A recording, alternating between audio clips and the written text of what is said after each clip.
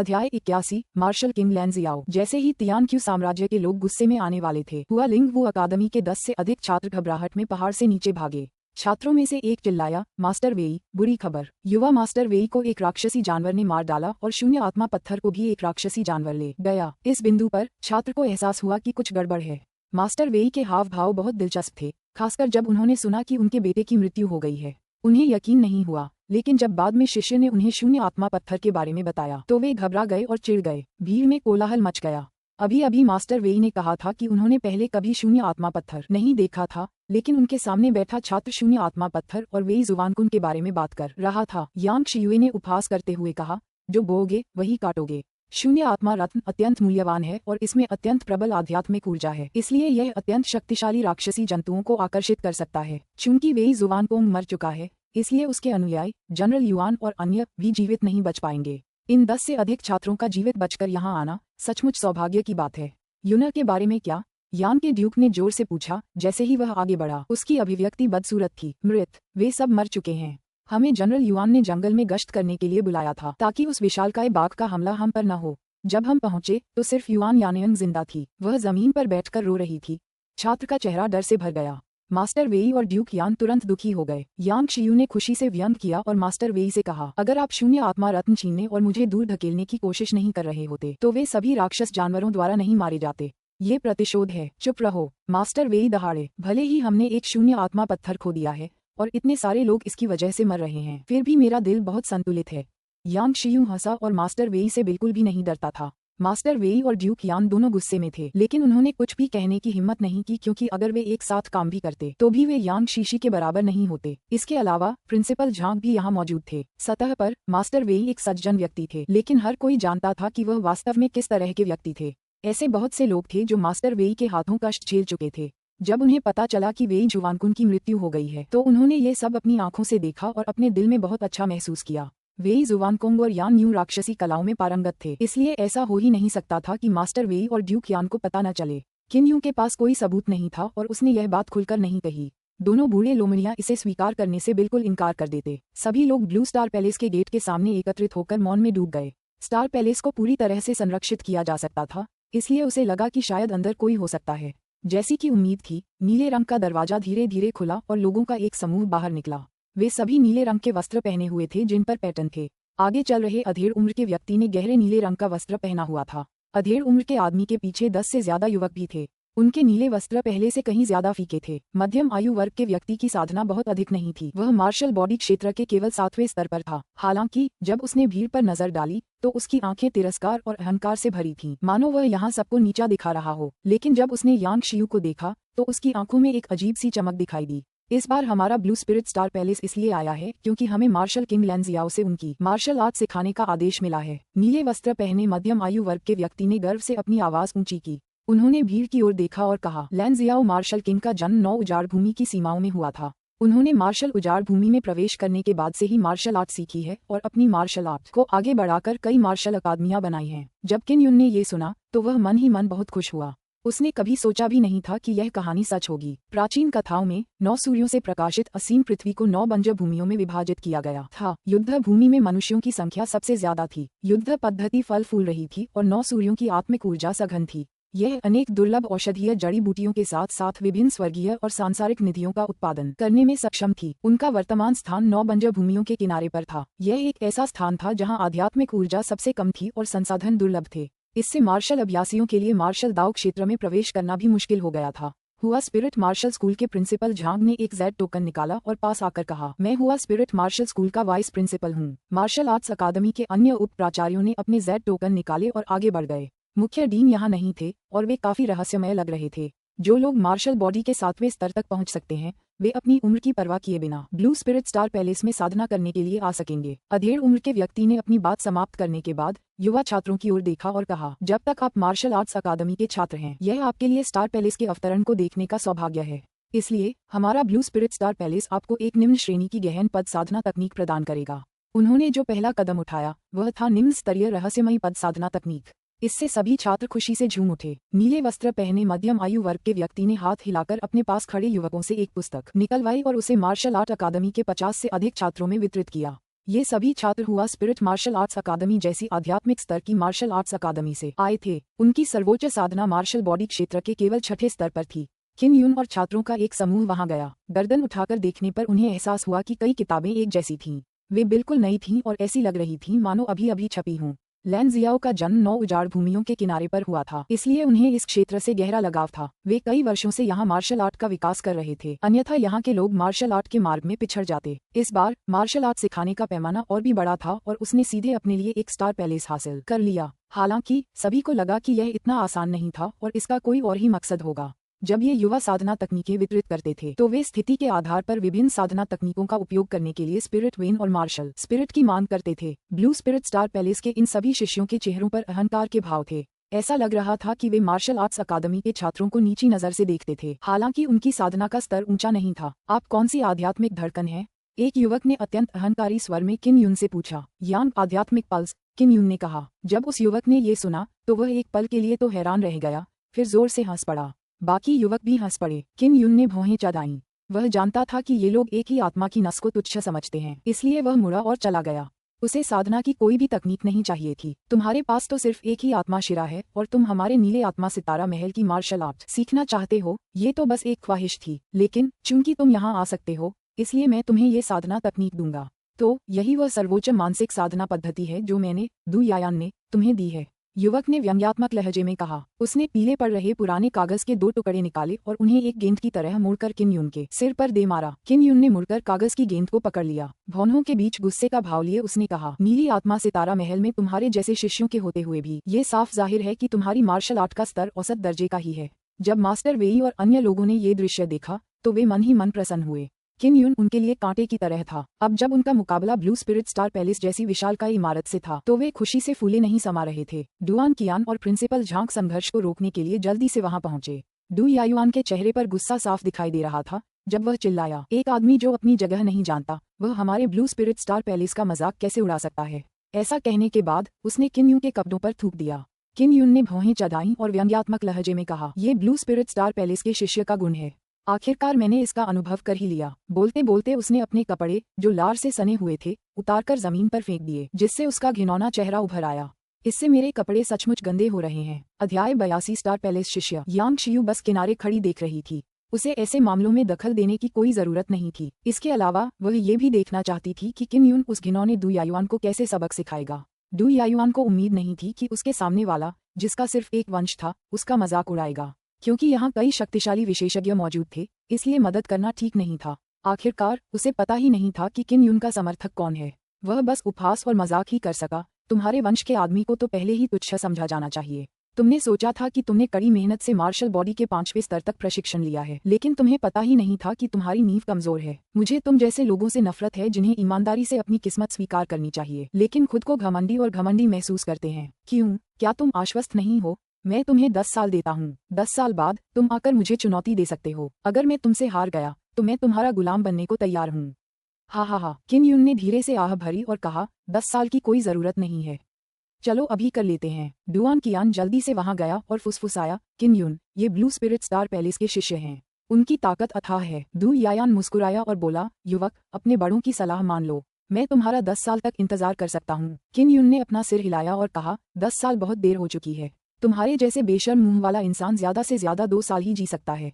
मुझे डर है कि मैं उस दिन का इंतजार नहीं कर पाऊंगा। चलो अभी करते हैं। मैं तुम्हारा गंदा मुंह तोड़ने के लिए और इंतजार नहीं कर सकता। ब्लू स्पिरिट स्टार पैलेस के शिष्य जोर से हंस पड़े क्योंकि उनकी नजर में वंश का किम यून एक भी वार नहीं झेल सकता था। उसने वाकई बहुत घमंडी शब्द कहे थे। हर कोई गुप्त रूप से किम यून और डू यायान के बीच मैच की उम्मीद कर रहा था। सामान्य परिस्थितियों में सभी का मानना था कि किम यून निश्चित रूप से जीतेगा, लेकिन अब उसका सामना ब्लू स्पिरिट स्टार पैलेस के एक शिष्य से था जिसे लैन जियाओ की असली मार्शल आर्ट विरासत में मिली थी। उसकी प्रतिभा निश्चित रूप से साधारण नहीं थी और वह 7वें स्तर के मार्शल बॉडी को भी टक्कर दे सकता था। ब्लू स्पिरिट स्टार पैलेस के अधेड़ उम्र के व्यक्ति ने हंसते हुए कहा, युवा लोग तो ऐसे ही होते हैं, उन्हें जवानी में ही मुकाबला करने दो। इस तरह तुम हमारे ब्लू स्पिरिट स्टार पैलेस की ताकत देख पाओगे। तो फिर मुझे असभ्य होने का दोष मत दो। डू यायुआन ने गर्व से उपहास किया और सीधे किम यून पर हमला कर दिया। उसकी भुजाओं से एक सुनहरा कोहरा निकला जो 2 सुनहरे ब्लेडों में परिवर्तित हो गया। एक नजर में ही यह स्पष्ट हो गया कि उसके पास एक गोल्डन ब्लेड मार्शल स्पिरिट था। यह एक ऐसी मार्शल आत्मा थी जो कमजोर नहीं थी, इसके अलावा इसकी आंतरिक ऊर्जा प्रबल और दबंग थी। इसने 7वें या 8वें मार्शल बॉडी स्तर के कई वृद्ध लोगों को मन ही मन प्रशंसा में आहें भरने पर मजबूर कर दिया। दु यायुआन आया और अपनी धारदार हथेलियों से वार करने लगा। पलक झपकते ही उसने इतनी तेज गति से वार किया कि लोग कांप उठे। ये तो मार्शल बॉडी के 6ठे स्तर की साधना थी। हैरानी की बात ये थी कि किम युन की गति भी धीमी नहीं थी। और तो और उसने दु यायुआन के दोहरे वार को रोकने के लिए अपने हाथ को ही तलवार की तरह इस्तेमाल कर लिया था। इस तरह के तेज और शक्तिशाली पलटवार ने ग्रेट मास्टर वेई और ड्यूक यान को भी अपने दिल में उत्साहित कर दिया। दु यायुआन ने कभी सोचा भी नहीं था कि जिस व्यक्ति का उसके सामने सिर्फ एक ही वंश था, उसके पास इतना प्रभावशाली युद्ध कौशल होगा। वह उसके आत्मविश्वास से भरे हमले को रोकने में सक्षम था। दु यायुआन के दूसरी बार वार करने का इंतजार किए बिना किम युन की हथेली ने वार किया। जैसे ही उसने वार किया, उसकी आंतरिक शक्ति उमड़ पड़ी। शुआ की आवाज के साथ ब्लेड की ऊर्जा बिखर गई। टकरा जाना। तारांकन। दु यायुआन का नीला चोगा किम युन के विंडस्लेशर सेबर से फट गया था, जिससे उसकी छाती पर एक लंबा खूनी घाव हो गया था। उसे सचमुच मारा गया था। बूम! जिस क्षण दु यायुआन घबरा गया, किम युन ने ज्वलंत मुट्ठी से हमला कर दिया। ज्वलंत मुक्का दु यायुआन के मुंह पर लगा और आग की लपटें निकलने लगीं। उसके दांत टूट गए और उसने खून की उल्टी कर दी। उसका चेहरा बुरी तरह जल गया। हर कोई हैरान रह गया। किम युन ने ब्लू स्पिरिट स्टार पैलेस के एक शिष्य को घायल करने के लिए शुरू से आखिर तक सिर्फ एक ही हाथ का इस्तेमाल किया था। इससे पता चलता था कि उसकी ताकत में काफी इजाफा हुआ था। नीले वस्त्रधारी अधेड़ उम्र का व्यक्ति भी हैरान था। पहले वह 9 वीरान प्रदेशों के किनारे के योद्धाओं को तुच्छ समझता था और उन्हें साधारण ही समझता था, लेकिन अब उसका शिष्य उनसे हार गया था। ठीक, ये तो बस एक मामूली सी बहस है, फिर भी यह वाकई बहुत बेरहम है। अपना चेहरा वापस पाने के लिए नीले वस्त्र पहने अधेड़ आदमी तेजी से किम युन की ओर दौड़ा। उसने मुक्का मारा। किसी ने यह उम्मीद नहीं की थी कि एक बुजुर्ग होने के नाते वह वास्तव में एक जूनियर के खिलाफ कदम उठाएंगे। किम युन को एक जोरदार दमनकारी भावना महसूस हुई। बेचैन होकर उसने मुक्का मारा। उसकी मुट्ठी तुरंत लोहे की मुट्ठी में बदल गई जो लाल हो गई। एक विस्फोटक रोशनी नीले वस्त्र पहने अधेड़ आदमी की ओर तीर की तरह निकली। ये ज्वाला प्रकाश मुट्ठी की महान पूर्णता अवस्था है। मुट्ठी का वजन 1000 जिन है और प्रकाश का विस्फोट एक तीर जैसा है। प्रिंसिपल झांग ने कहा। किम युन केवल कुछ समय के लिए ज्वलंत प्रकाश मुट्ठी के संपर्क में था, लेकिन वह पहले से ही पूर्णता सीख चुका था। बाकी लोग भी हैरान थे। हालांकि धधकती हुई प्रकाश मुट्ठी एक उच्च स्तरीय युद्ध कौशल ही थी, लेकिन उसे पूर्णता तक पहुंचाना बिल्कुल भी आसान नहीं था। किम युन की लाल लोहे की मुक्का बेहद डरावनी थी। जब वह नीले वस्त्र पहने अधेड़ उम्र के आदमी से टकराई तो उसका चेहरा सदमे से भर गया। बूम! दोनों मुट्ठियां आपस में टकराईं, जिससे जोरदार आवाज हुई और शॉकवेव हवा में ऊपर उठ गई। किम युन और नीले वस्त्रधारी अधेड़ उम्र के आदमी की बाहें तुरंत फट गईं। उनकी बाहों का मांस फट गया। नीली पोशाक पहने अधेड़ उम्र के आदमी के हाथ पर सबसे ज्यादा चोटें थीं। उसकी हड्डियां भी साफ दिखाई दे रही थीं। इस दृश्य ने सभी को अचंभित कर दिया, खासकर जब किम युन की बाह पर एक सुनहरा धागा फटा हुआ दिखाई दिया। ये बेहद चौंकाने वाला था। किसी ने कहा, ये गहरे पीले रंग का मध्याह्न है। रहस्यमय हृदय घास ने उसे काले पीले हृदय सूत्र की साधना करने और उसे गहरे पीले रंग के मध्याह्न में डालने की अनुमति दी है। यही कारण था कि रहस्यमय हृदय घास इतनी मूल्यवान थी। ऐसा इसलिए था क्योंकि यह किसी व्यक्ति को रहस्यमय पीले हृदय शास्त्र की साधना में मदद कर सकती थी। भले ही उनकी मांसपेशियां गंभीर रूप से घायल हो जाएं, लेकिन इसके कारण उनके शरीर की मेरिडियन नहीं टूटेंगी। हालांकि किम युन की बाह बुरी तरह घायल हो गई थी, फिर भी उसकी मेरिडियन टूटी नहीं थी। वह अभी भी अपनी आंतरिक शक्ति का संचार कर सकता था और अपनी चोटों को जल्दी ठीक कर सकता था, जिससे उसकी मांसपेशियां जल्दी ठीक हो जाती थीं। साथ ही वह दर्द को दबा सकता था और रक्तस्राव को रोक सकता था। यांग शियुए किम युन के पास आई और नीले वस्त्र पहने अधेड़ उम्र के आदमी को गुस्से से देखा। वह ठंडे स्वर में चिल्लाई, क्या तुम्हें यकीन है कि मैं अब तुम्हें नहीं मारूंगी? दु यायुआन डर से भरे चेहरे के साथ जमीन पर स्तब्ध होकर बैठ गया। जिन कबीले के सदस्यों को उसने नीचा देखा था, वे वास्तव में इतने डरावने थे। सब लोग, आइए इस पर ठीक से चर्चा करें। इन बाहरी संप्रदाय के अनुयायियों के लिए चीजें मुश्किल बनाने की कोई जरूरत नहीं है। वे केवल दुनिया को शुद्ध करने में आपकी मदद करने के लिए जिम्मेदार हैं। सफेद लबादा पहने एक सजीला बूढ़ा आदमी दरवाजे से बाहर निकला। उसका चेहरा मुस्कुराहट से भरा था और वह दयालु और मिलनसार लग रहा था। जब बूढ़ा आदमी बाहर आया तो प्रिंसिपल झांग और यांग शियू दोनों के माथे पर बल पड़ गए। ये देखा जा सकता था कि यह विद्वान बूढ़ा आदमी बहुत ताकतवर था। मैं पूर्वी महल का तीसरा Elder blue spirit star palace से शुई यी हुई हूँ। उन्होंने बहुत ही विनम्रता से सभी को प्रणाम किया। फिर दु यायान और लोगों के समूह की ओर देखा और कहा, वे पश्चिमी महल से हैं। चूंकि वे दरवाजे के सबसे करीब हैं, इसलिए वे सबसे पहले बाहर निकले। तो ये बस कुछ निगरानी रखने वाले लोग हैं। कोई आश्चर्य नहीं कि वे हमें नीची नजर से देखते हैं। यांग शियू ने व्यंग्य किया। उसकी बातों से वे कुछ लोग नाराज लग रहे थे। शुई यी हुई ने किम यू की ओर देखा और मुस्कुराते हुए कहा, मेरे दोस्त, तुम काफी मजबूत हो और तुम्हारी मार्शल आर्ट भी काफी प्रभावशाली है। आओ आओ आओ, तुम इसी के लायक हो। उसने नीले वस्त्रधारी युवक से एक पुस्तक ली और उसे किम यून को देने ही वाला था। जरूरत नहीं, उन्होंने हमें पहले ही ब्लू स्पिरिट स्टार पैलेस की मार्शल आर्ट दे दी है। किम यून ने कागज का गोला उठाया और उसे खोला।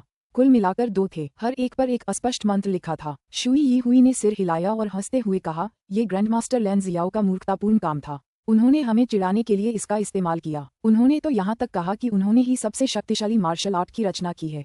हमें ये समझने में हजारों साल लग गए कि हमारे साथ छल किया जा रहा है। किन युन ने कागज की गेंद अपने पास रखी और यांग शियू की ओर देखा। उसने कहा, गुरुजी, पहले वापस चलें। हमें अभी भी जरूरी काम निपटाने हैं। उसने पहले वेई जुवानकुन से रंगहीन फल प्राप्त किया था, इसलिए उसे डिंग तियानचुन और उसके बेटे को जल्दी से ठीक करना था। अध्याय 83 सत्रांत मूल्यांकन। अन्य लोगों को मार्शल आर्ट की विरासत पर चर्चा करने के लिए ब्लू स्पिरिट स्टार पैलेस में आमंत्रित किया गया था। किन युन को लगा कि यह मामला इतना आसान नहीं है।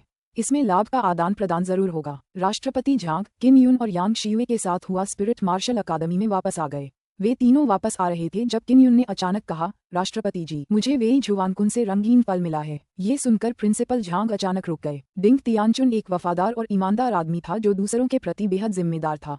अब उसे और उसके बेटे को जहर देकर लगभग मर ही गया था। प्रिंसिपल झांग ने डूबते स्वर में पूछा, पिछली बार के अनुभवात्मक प्रशिक्षण में आपके और प्रोफेसर डिंग के साथ क्या हुआ था? उनकी चोट का कारण निश्चित रूप से इतना सरल नहीं है। वह और मैं एक क्विक ऐप से मिले। यह एक राक्षसी जानवर था जिसका एक मालिक था। बाद में इसे प्रोफेसर डिंग ने मार डाला। किन युन ने आह भरी और कहा, प्रोफेसर डिंग ने कहा कि यह मामला आसान नहीं है। उन्होंने कहा कि वे मुझे लापरवाही से बात नहीं करने देंगे और मुझे स्विफ्ट ऐप देंगे। क्या आपके पास जानवर का कॉलर है? प्रिंसिपल झांग की अभिव्यक्ति ठंडी हो गई क्योंकि उन्होंने कई चीजों के बारे में सोचा। किन युन ने जानवर का कॉलर निकाला और उसे सौंप दिया। प्रिंसिपल झांग ने उसे लिया और गुस्से से कहा, ये सचमुच वही बूढ़ा बदमाश मास्टर वेई है। चलो पहले वापस चलते हैं और प्रोफेसर डिंग के जहर का इलाज करते हैं। यांग शियुए ने चिंता का भाव प्रकट करते हुए पूछा, प्रधानाचार्य, आप यहाँ आए थे, क्या किसी ने उनकी देखभाल की? प्रिंसिपल झांग ने कहा, जरूर है। हमारी हुआ लिंग वू अकादमी के सबसे ताकतवर लोग उन पर नजर रख रहे हैं। चिंता मत करो। हुआ लिंग वू अकादमी में सबसे शक्तिशाली व्यक्ति निश्चित रूप से प्रधानाचार्य था, जो शायद ही कभी दिखाई देता था। अब जब वे अंततः बाहर आ गए थे तो ये बहुत संभव था कि वे ब्लू स्पिरिट स्टार पैलेस के कारण यहाँ थे। मारक औषधि को कुछ समय लगेगा। रंगीन फल डीन झांग को सौंपने के बाद किन युन यांग शियू के साथ बांस के जंगल में स्थित अपने निवास पर लौट आया। तुम्हारे हाथ में अभी भी एक बैंगनी सुनहरा उड़ने वाला आत्मा पत्थर है। हालांकि अब ये बेकार है, तुम्हें इसे बेचना नहीं चाहिए। यांग शियू ने किन युन को गंभीरता से चेतावनी दी। और हाँ, हमें सोलफ्लाइट स्टोन मिलने की बात किसी और को मत बताना। इस बार जब वे यहाँ आए तो ब्लू स्पिरिट स्टार पैलेस में जरूर कुछ गड़बड़ हुई होगी, जिसकी वजह से इतनी कीमती चीज उड़ गई। संक्षेप में, ब्लू स्पिरिट स्टार पैलेस के आने का इस जगह की संरचना और क्षेत्रों पर गहरा प्रभाव पड़ा है। अपनी बात समाप्त करने के बाद वह जल्दी से कमरे में जाकर साधना करने लगी। किन युन जल्दी से अपने कमरे में वापस आया और कागज की वह गेंद निकाली जो डू यायान ने उस पर फेंकी थी। यद्यपि कागज मुड़ा हुआ था, लेकिन ये स्पष्ट था कि कागज के दोनों टुकड़े बहुत पुराने थे। अंदर 2 मंत्र लिखे थे, दोनों ही बहुत अजीब थे। वह हर शब्द को पहचानता था, लेकिन उन्हें आपस में जोड़ने के बाद उसे समझ नहीं आता था। हर शब्द के पीछे का अर्थ समझने का कोई तरीका नहीं था। शुई यी हुई ने कहा कि यह लैन जियाओ द्वारा बनाई गई एक मार्शल आर्ट थी और इसका इस्तेमाल उन्हें चिढ़ाने के लिए किया जाता था। ये हजारों सालों से चली आ रही है। क्या ये सचमुच सिर्फ चिढ़ाने के लिए है? किन युन ने गहरी भौहें चढ़ाते हुए दोनों मंत्र दोहराए। मुझे बिल्कुल समझ नहीं आ रहा। तारा मंत्र, सूर्य मठ, शांत हृदय, आत्मा संघनन तारा।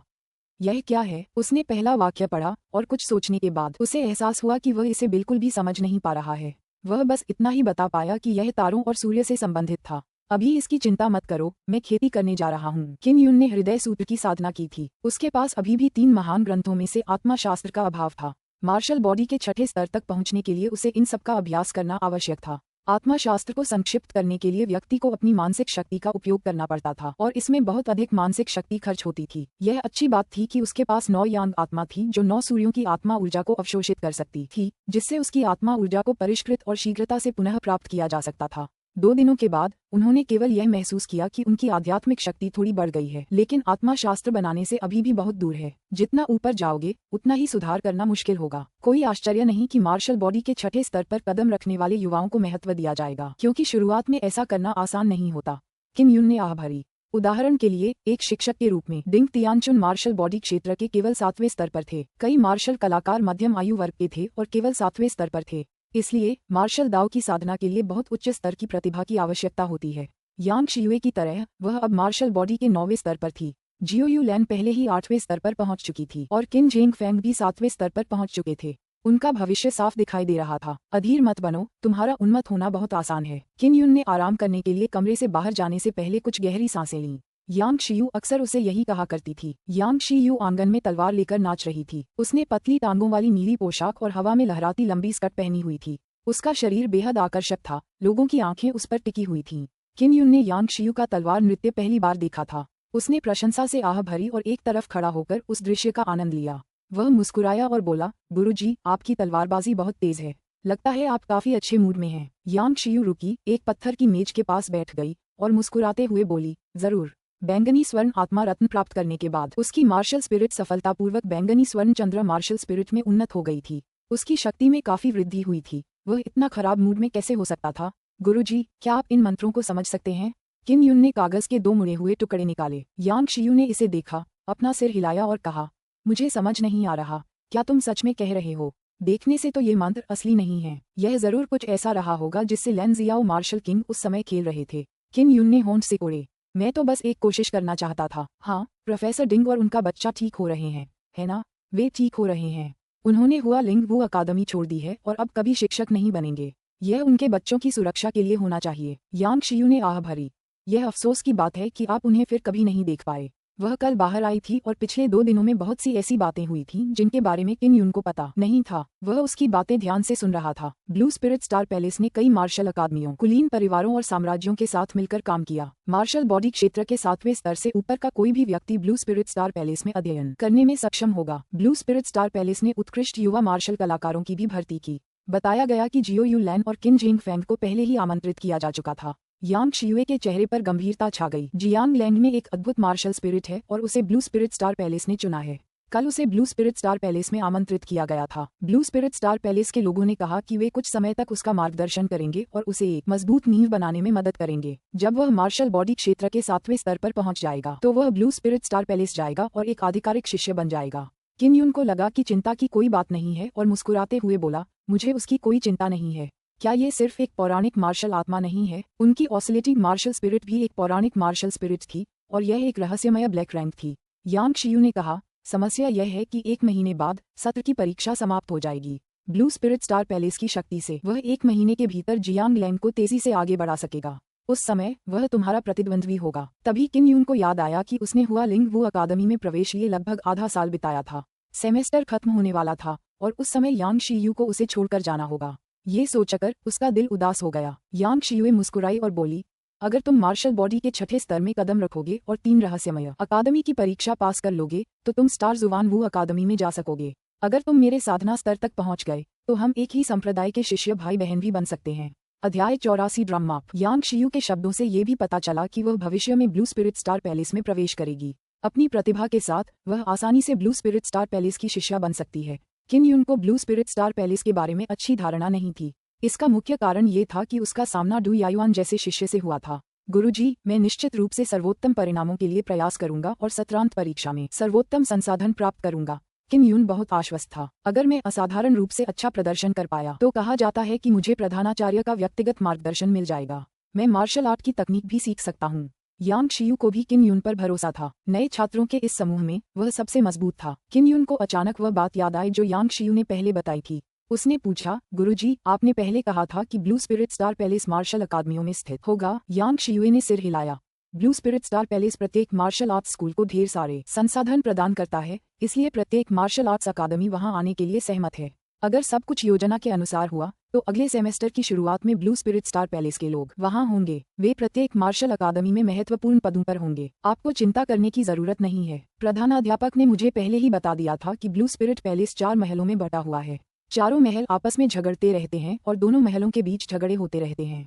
भारी spirit Z, flying spirit stone और इथरियल स्टोन जो उन्होंने प्राप्त किए थे वे युद्ध के दौरान उड़ गए थे। किन युन ने 1 महीने में अंतिम परीक्षा शुरू करने और तुरंत एकांतवास में जाकर साधना करने का विचार किया। अपने आत्मशास्त्र को संक्षिप्त करने से पहले उसे गहन साधना करनी थी। यदि किसी की मार्शल आर्ट में सुधार हो जाए तो उसकी ताकत भी बहुत बढ़ जाएगी। अनेक मार्शल आर्ट प्रतियोगिताओं में उन्हें इसलिए बढ़त मिली क्योंकि मार्शल आर्ट पर उनकी अच्छी पकड़ थी। यद्यपि अन्य लोगों का युद्ध कौशल उच्च कोटि का था, किंतु वे अधिक से अधिक प्रारंभिक अवस्था या प्रारंभिक अवस्था में ही थे। वे अपनी आंतरिक शक्ति का अधिक प्रदर्शन नहीं कर सके। उनकी युद्ध कलाएं उच्च स्तर की नहीं थीं, लेकिन वे उसे अत्यंत पूर्णता तक, यहाँ तक कि परम सिद्धि तक आत्मसात कर सकते थे। वे आंतरिक शक्ति की संभावित शक्ति को खोजकर उसे अत्यंत प्रबल शक्ति से प्रस्फुटित कर सकते थे। कई छात्र अंतिम परीक्षा की तैयारी कर रहे थे। अगर वे पास नहीं हो पाते तो उन्हें हुआ लिंग वू अकादमी छोड़नी पड़ती। ये जानना जरूरी है कि हुआलिंग मार्शल आर्ट्स अकादमी में प्रवेश पाने के लिए कई छात्र अपने परिवार के संसाधनों का भारी इस्तेमाल करते हैं। अगर उन्हें हुआलिंग मार्शल आर्ट्स अकादमी से निकाल दिया गया तो उनके पीछे का कबीला उन्हें तुच्छ समझेगा और वे फिर कभी अपना सिर नहीं उठा पाएंगे।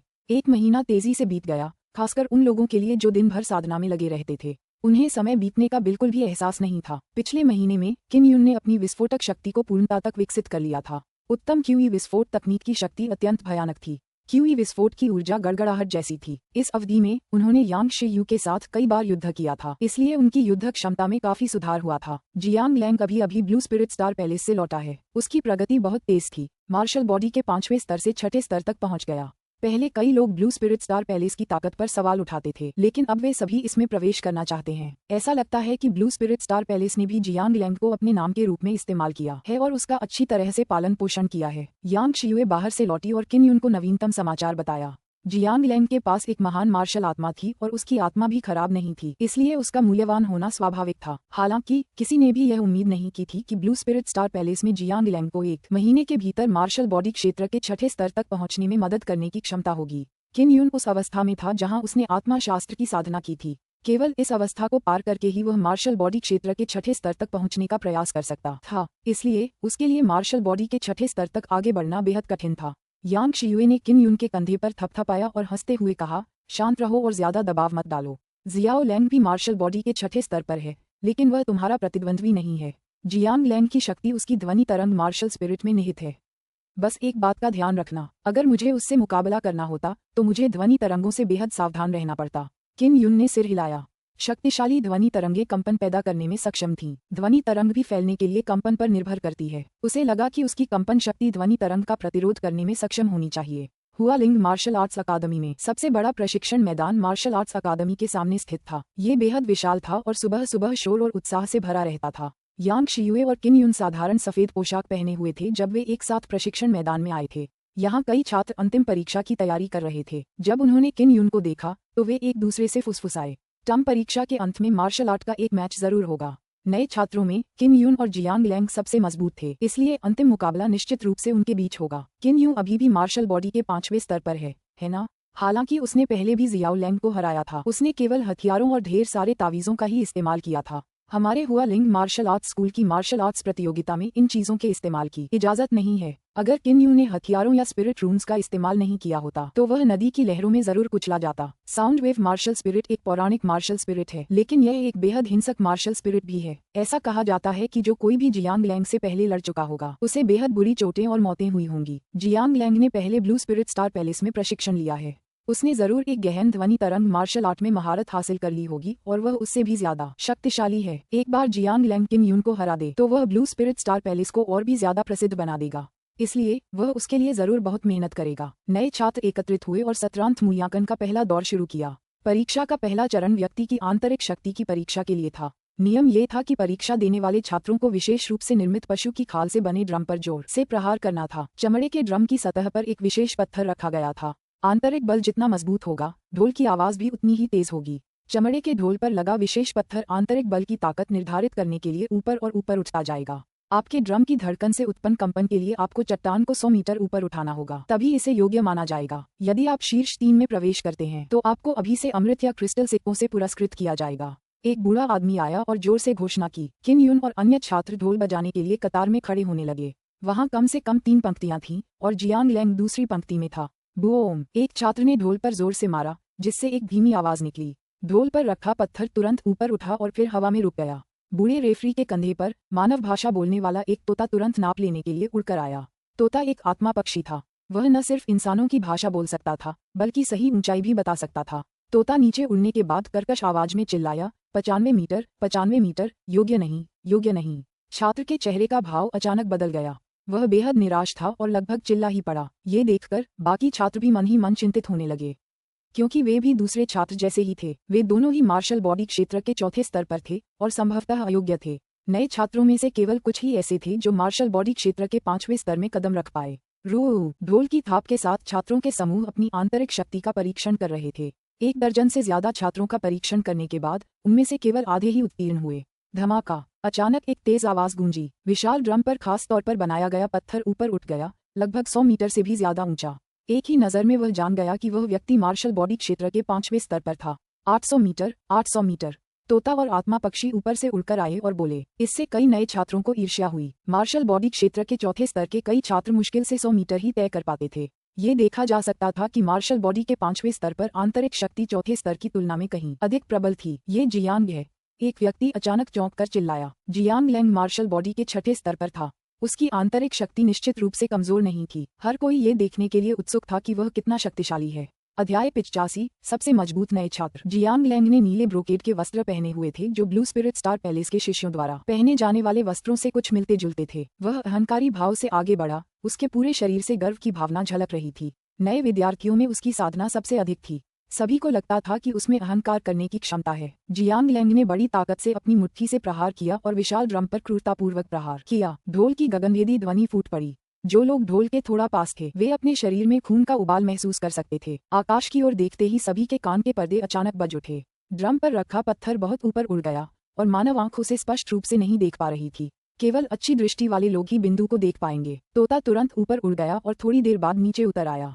5000, 5000। तोता चिल्लाया और बहुत आश्चर्यचकित हुआ। सभी छात्र दंग रह गए, यहाँ तक कि पुराने छात्र जो मार्शल बॉडी क्षेत्र के 5वें स्तर पर थे इस आंतरिक शक्ति की ताकत से गहराई से हैरान थे। यह मार्शल बॉडी क्षेत्र के 6ठे स्तर की शक्ति है। मैंने सुना है कि मार्शल बॉडी क्षेत्र के 6ठे स्तर पर ऐसे लोग थे जिन्होंने पहले इसका परीक्षण किया था। ज्यादा से ज्यादा ये 3 से 4000 मीटर ही होगा। वाकई बहुत भयानक है। ये तो एक राक्षस है। अगर 6ठी रैंक का जानवर इसका सामना करे तो शायद एक ही चाल में हल हो जाएगा। ऐसा लगता है कि ध्वनि तरंग मार्शल स्पिरिट ने जियांग लेंग को एक शक्तिशाली ताकत दी है। जब सभी लोग आश्चर्य से चर्चा कर रहे थे उन्होंने अचानक किसी को चिल्लाते हुए सुना, किन यून भी परीक्षा देने वाला है। किन यून मार्शल शरीर के केवल 5वें स्तर पर था, लेकिन उसकी बैंगनी सोने की अग्नि मार्शल आत्मा के साथ उसकी आंतरिक शक्ति निश्चित रूप से कमजोर नहीं थी। तो हर कोई इसका बेसब्री से इंतजार कर रहा था, खासकर मार्शल बॉडी के 5वें स्तर पर मौजूद पुराने छात्र। ऐसा इसलिए था क्योंकि वे ताकत में अंतर देख पा रहे थे। मार्शल बॉडी के 5वें स्तर पर पुराने छात्रों की नज़र में किन यून बहुत मजबूत था,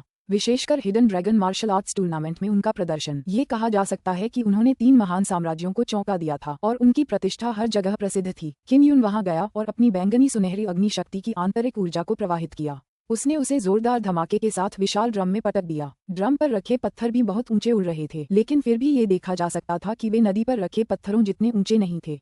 तोता कुछ देर ऊपर उड़ने के बाद चिल्लाया, 3700 मीटर हुआ। बड़े छात्र आश्चर्य से चिल्ला उठे। यह ऊंचाई जियांग लांग जितनी तो नहीं थी, लेकिन मार्शल बॉडी क्षेत्र के 5वें स्तर पर मौजूद सभी बड़े छात्रों से ऊंची थी। यह उन लोगों से भी अधिक ऊंचा था जो अतीत में मार्शल बॉडी क्षेत्र के 6ठे स्तर पर थे। किन यून मार्शल बॉडी के 5वें स्तर पर ही था। उसकी आंतरिक शक्ति पहले से ही बहुत प्रबल थी। अगर वह मार्शल बॉडी के 6ठे स्तर तक पहुंच जाता तो शायद जियांग लेंग से भी आगे निकल जाता। किन यून ने दोलनशील आंतरिक शक्ति का प्रयोग नहीं किया, वरना वह निश्चित रूप से नदियों और नदियों से आगे निकल जाता। अगर वे यहाँ इसका प्रयोग करते तो इसका पर्दाफाश होना बहुत आसान होता।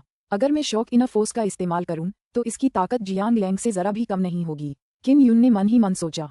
उस वक्त उसे जियांग लेंग की ताकत का अंदाजा हो गया था। जियांग लेंग ने दूर से किन यून को देखा।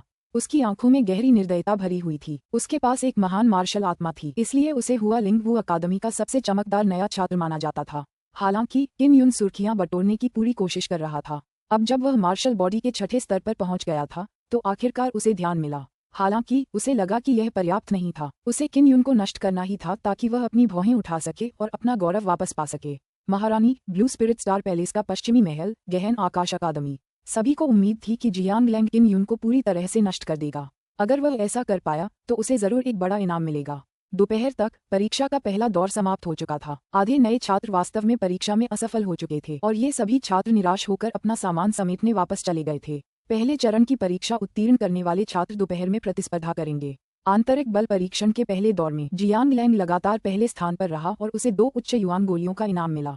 किन यून दूसरे नंबर पर था। उसे एक उच्च युआन गोली मिली थी और तीसरी गोली 20,000 क्रिस्टल सिक्के थे। किन यून और यांग शियू आराम करने के लिए चौक के किनारे एक बेंच पर बैठ गए। यांग शियू ने दूर खड़े जियांग लेंग को देखते हुए ठंडे भाव से अपनी बाहें पार कर लीं। उसने ठंडे स्वर में कहा, किन यून, जियांग लेंग का चरित्र बहुत ही बुरा है। वह अब तक का सबसे दुष्ट व्यक्ति है जिसका तुमने सामना किया है। मैं सावधान रहूंगा। वह जियांग लांग की बदनामी के बारे में लंबे समय से जानता था और वह रानी के साथ मिलीभगत में था। उसने मार्शल आर्ट्स प्रैक्टिस हॉल से दूर रिवर वेव की तरफ देखा और देखा कि वहां ब्लू स्पिरिट स्टार पैलेस से 2 बूढ़े आदमी थे। वे शायद पश्चिमी पैलेस से होंगे। जियांग परिवार के कुछ लोग भी थे। महारानी यहाँ हैं। यांग शियू ने चौक की ओर देखा और धीरे से कहा। रानी ने एक साधारण बैंगनी पोशाक पहनी थी और वह अपने साथ केवल कुछ पुराने अधिकारियों को लेकर आई थी, जिनमें ड्यूक ऑफ यान भी शामिल था। ये शाही महल नहीं था और यहाँ उनके अधिकार को नियंत्रित किया जाना था, इसलिए ऐसा कोई भव्य प्रदर्शन नहीं किया गया। लगता है उन्हें जियांग लैंग पर पूरा भरोसा है। पिछली बार जब किन फेंग मुझसे मुकाबला कर रहा था तब भी ये दुष्ट औरत नहीं आई थी, किन युन ने ठंडे स्वर में कहा। भविष्य में जब किन जेंग फेंग सम्राट बनने के लिए सिंहासन पर बैठेगा तो उसे जियांग लैंग जैसी प्रतिभाशाली योद्धा की सहायता की आवश्यकता होगी। वह भी लोगों का दिल जीतने की कोशिश कर रही है और वह देखना चाहती है कि क्या तुम जियांग लैंग के हाथों बुरी तरह हार जाओगे। यांग शियू ने व्यंग्य किया। रानी के चेहरे पर बर्फ जैसी ठंडक थी। किन युन की ओर देखते हुए उसके चेहरे पर बर्फ जैसा अहंकार झलक रहा था।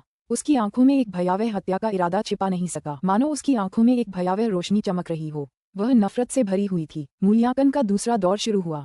प्रतियोगिता 2 समूहों में विभाजित थी। किन युन और जियांग लैंग एक ही समूह में नहीं थे, वे 2 अलग अलग क्षेत्रों में प्रतिस्पर्धा करेंगे। यह नए खिलाड़ियों के बीच मुकाबला था। किन युन और जियांग लैंग के खिलाफ उन्हें जीतने की कोई उम्मीद नहीं थी। सौभाग्य से परीक्षा का ये दौर केवल व्यापक परीक्षा के लिए था। चाहे कोई भी जीते, उसे मार्शल आर्ट्स अकादमी से बाहर नहीं निकाला जाएगा। अंतर सिर्फ इतना था कि किन युन के साथ प्रतिस्पर्धा करने वालों को मामूली चोटें ही लगती थीं।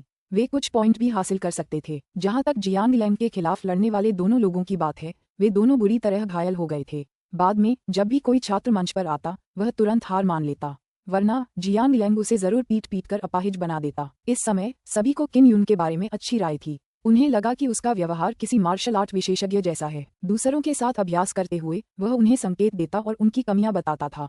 जिन छात्रों ने किन युन के साथ प्रतिस्पर्धा की थी, वे अब महारानी जैसी ताकतों से नहीं डरते थे।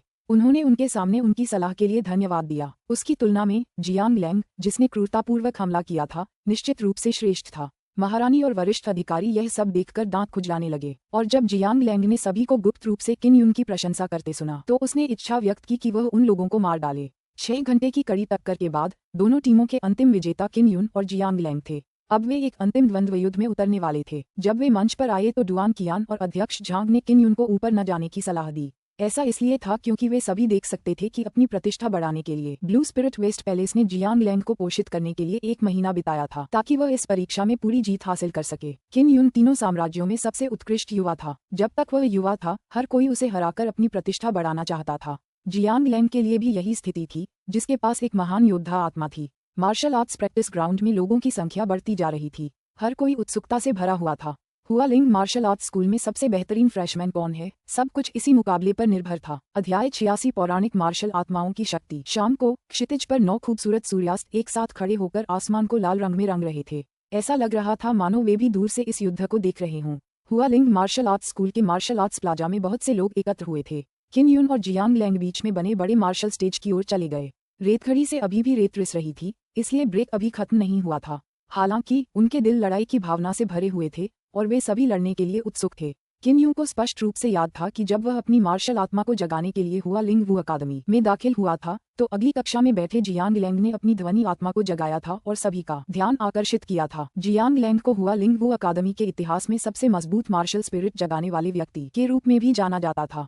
उन्हें नए छात्रों में नंबर 1 प्रतिभाशाली व्यक्ति के रूप में भी देखा जाता था। अब अंततः उसका जियांग लैंग के साथ पहला टकराव होने वाला था। जियांग लैंग ने एक खूबसूरत नीला टाइट सूट पहना हुआ था। उसने अपने हाथ पीठ के पीछे कर रखे थे और उसके चेहरे पर गर्व का भाव था। उसके मुंह के कोनों पर तिरस्कार भरी मुस्कान उभर आई थी। उसने किन युन से ऊंची आवाज में कहा, तुम्हारे पास सिर्फ एक ही आत्मा शिरा है, तुम्हारा कोई भविष्य नहीं है। पिछले कुछ दिनों में तुम साधना कर रहे होंगे, तुम्हें गहराई से समझ आ गया होगा कि तुम्हारी अड़चन कहाँ है और मार्शल बॉडी क्षेत्र के 6ठे स्तर में कदम रखना तुम्हारे लिए कितना छोटा है। जब जियांग लैंग ने देखा कि किन युन चुप है, तो उसने उपहास करना जारी रखा। अगर तुम सच में प्रतिभाशाली होते तो भले ही तुम्हारा कोई वंश ही क्यों न होता, तुम तब भी मार्शल बॉडी के 6ठे स्तर तक पहुंच सकते थे। बहुत से लोग 15 साल की उम्र में ही 6ठे चरण में कदम रख सकते हैं। हालांकि आपकी मार्शल आर्ट अच्छी है और आप ताबीज बना सकते हैं, फिर भी आप ज्यादा आगे नहीं जा सकते। सबने चुपचाप सिर हिलाया। यह वाकई बहुत गहरी चोट थी। किन युन प्रचुर मात्रा में साधना संसाधनों के कारण मार्शल बॉडी के 5वें स्तर तक आगे बढ़ सका। इस सेमेस्टर के बाद के चरणों में जब कोई साधना संसाधन नहीं थे, उसकी साधना मार्शल बॉडी क्षेत्र के 5वें स्तर पर ही रुक गई थी। कुछ छात्रों का मानना था कि यदि उनके पास किन युन जैसे संसाधन हों तो वे मार्शल बॉडी क्षेत्र के 6ठे स्तर में प्रवेश करने में सक्षम हो सकते हैं। ब्लू स्पिरिट स्टार पैलेस के एक बुजुर्ग ने जोर से हंसते हुए कहा, आप सही कह रहे हैं। भले ही किन युन अन्य क्षेत्रों में प्रभावशाली हों, लेकिन वे केवल शुरुआती दौर में ही चमक पाएंगे।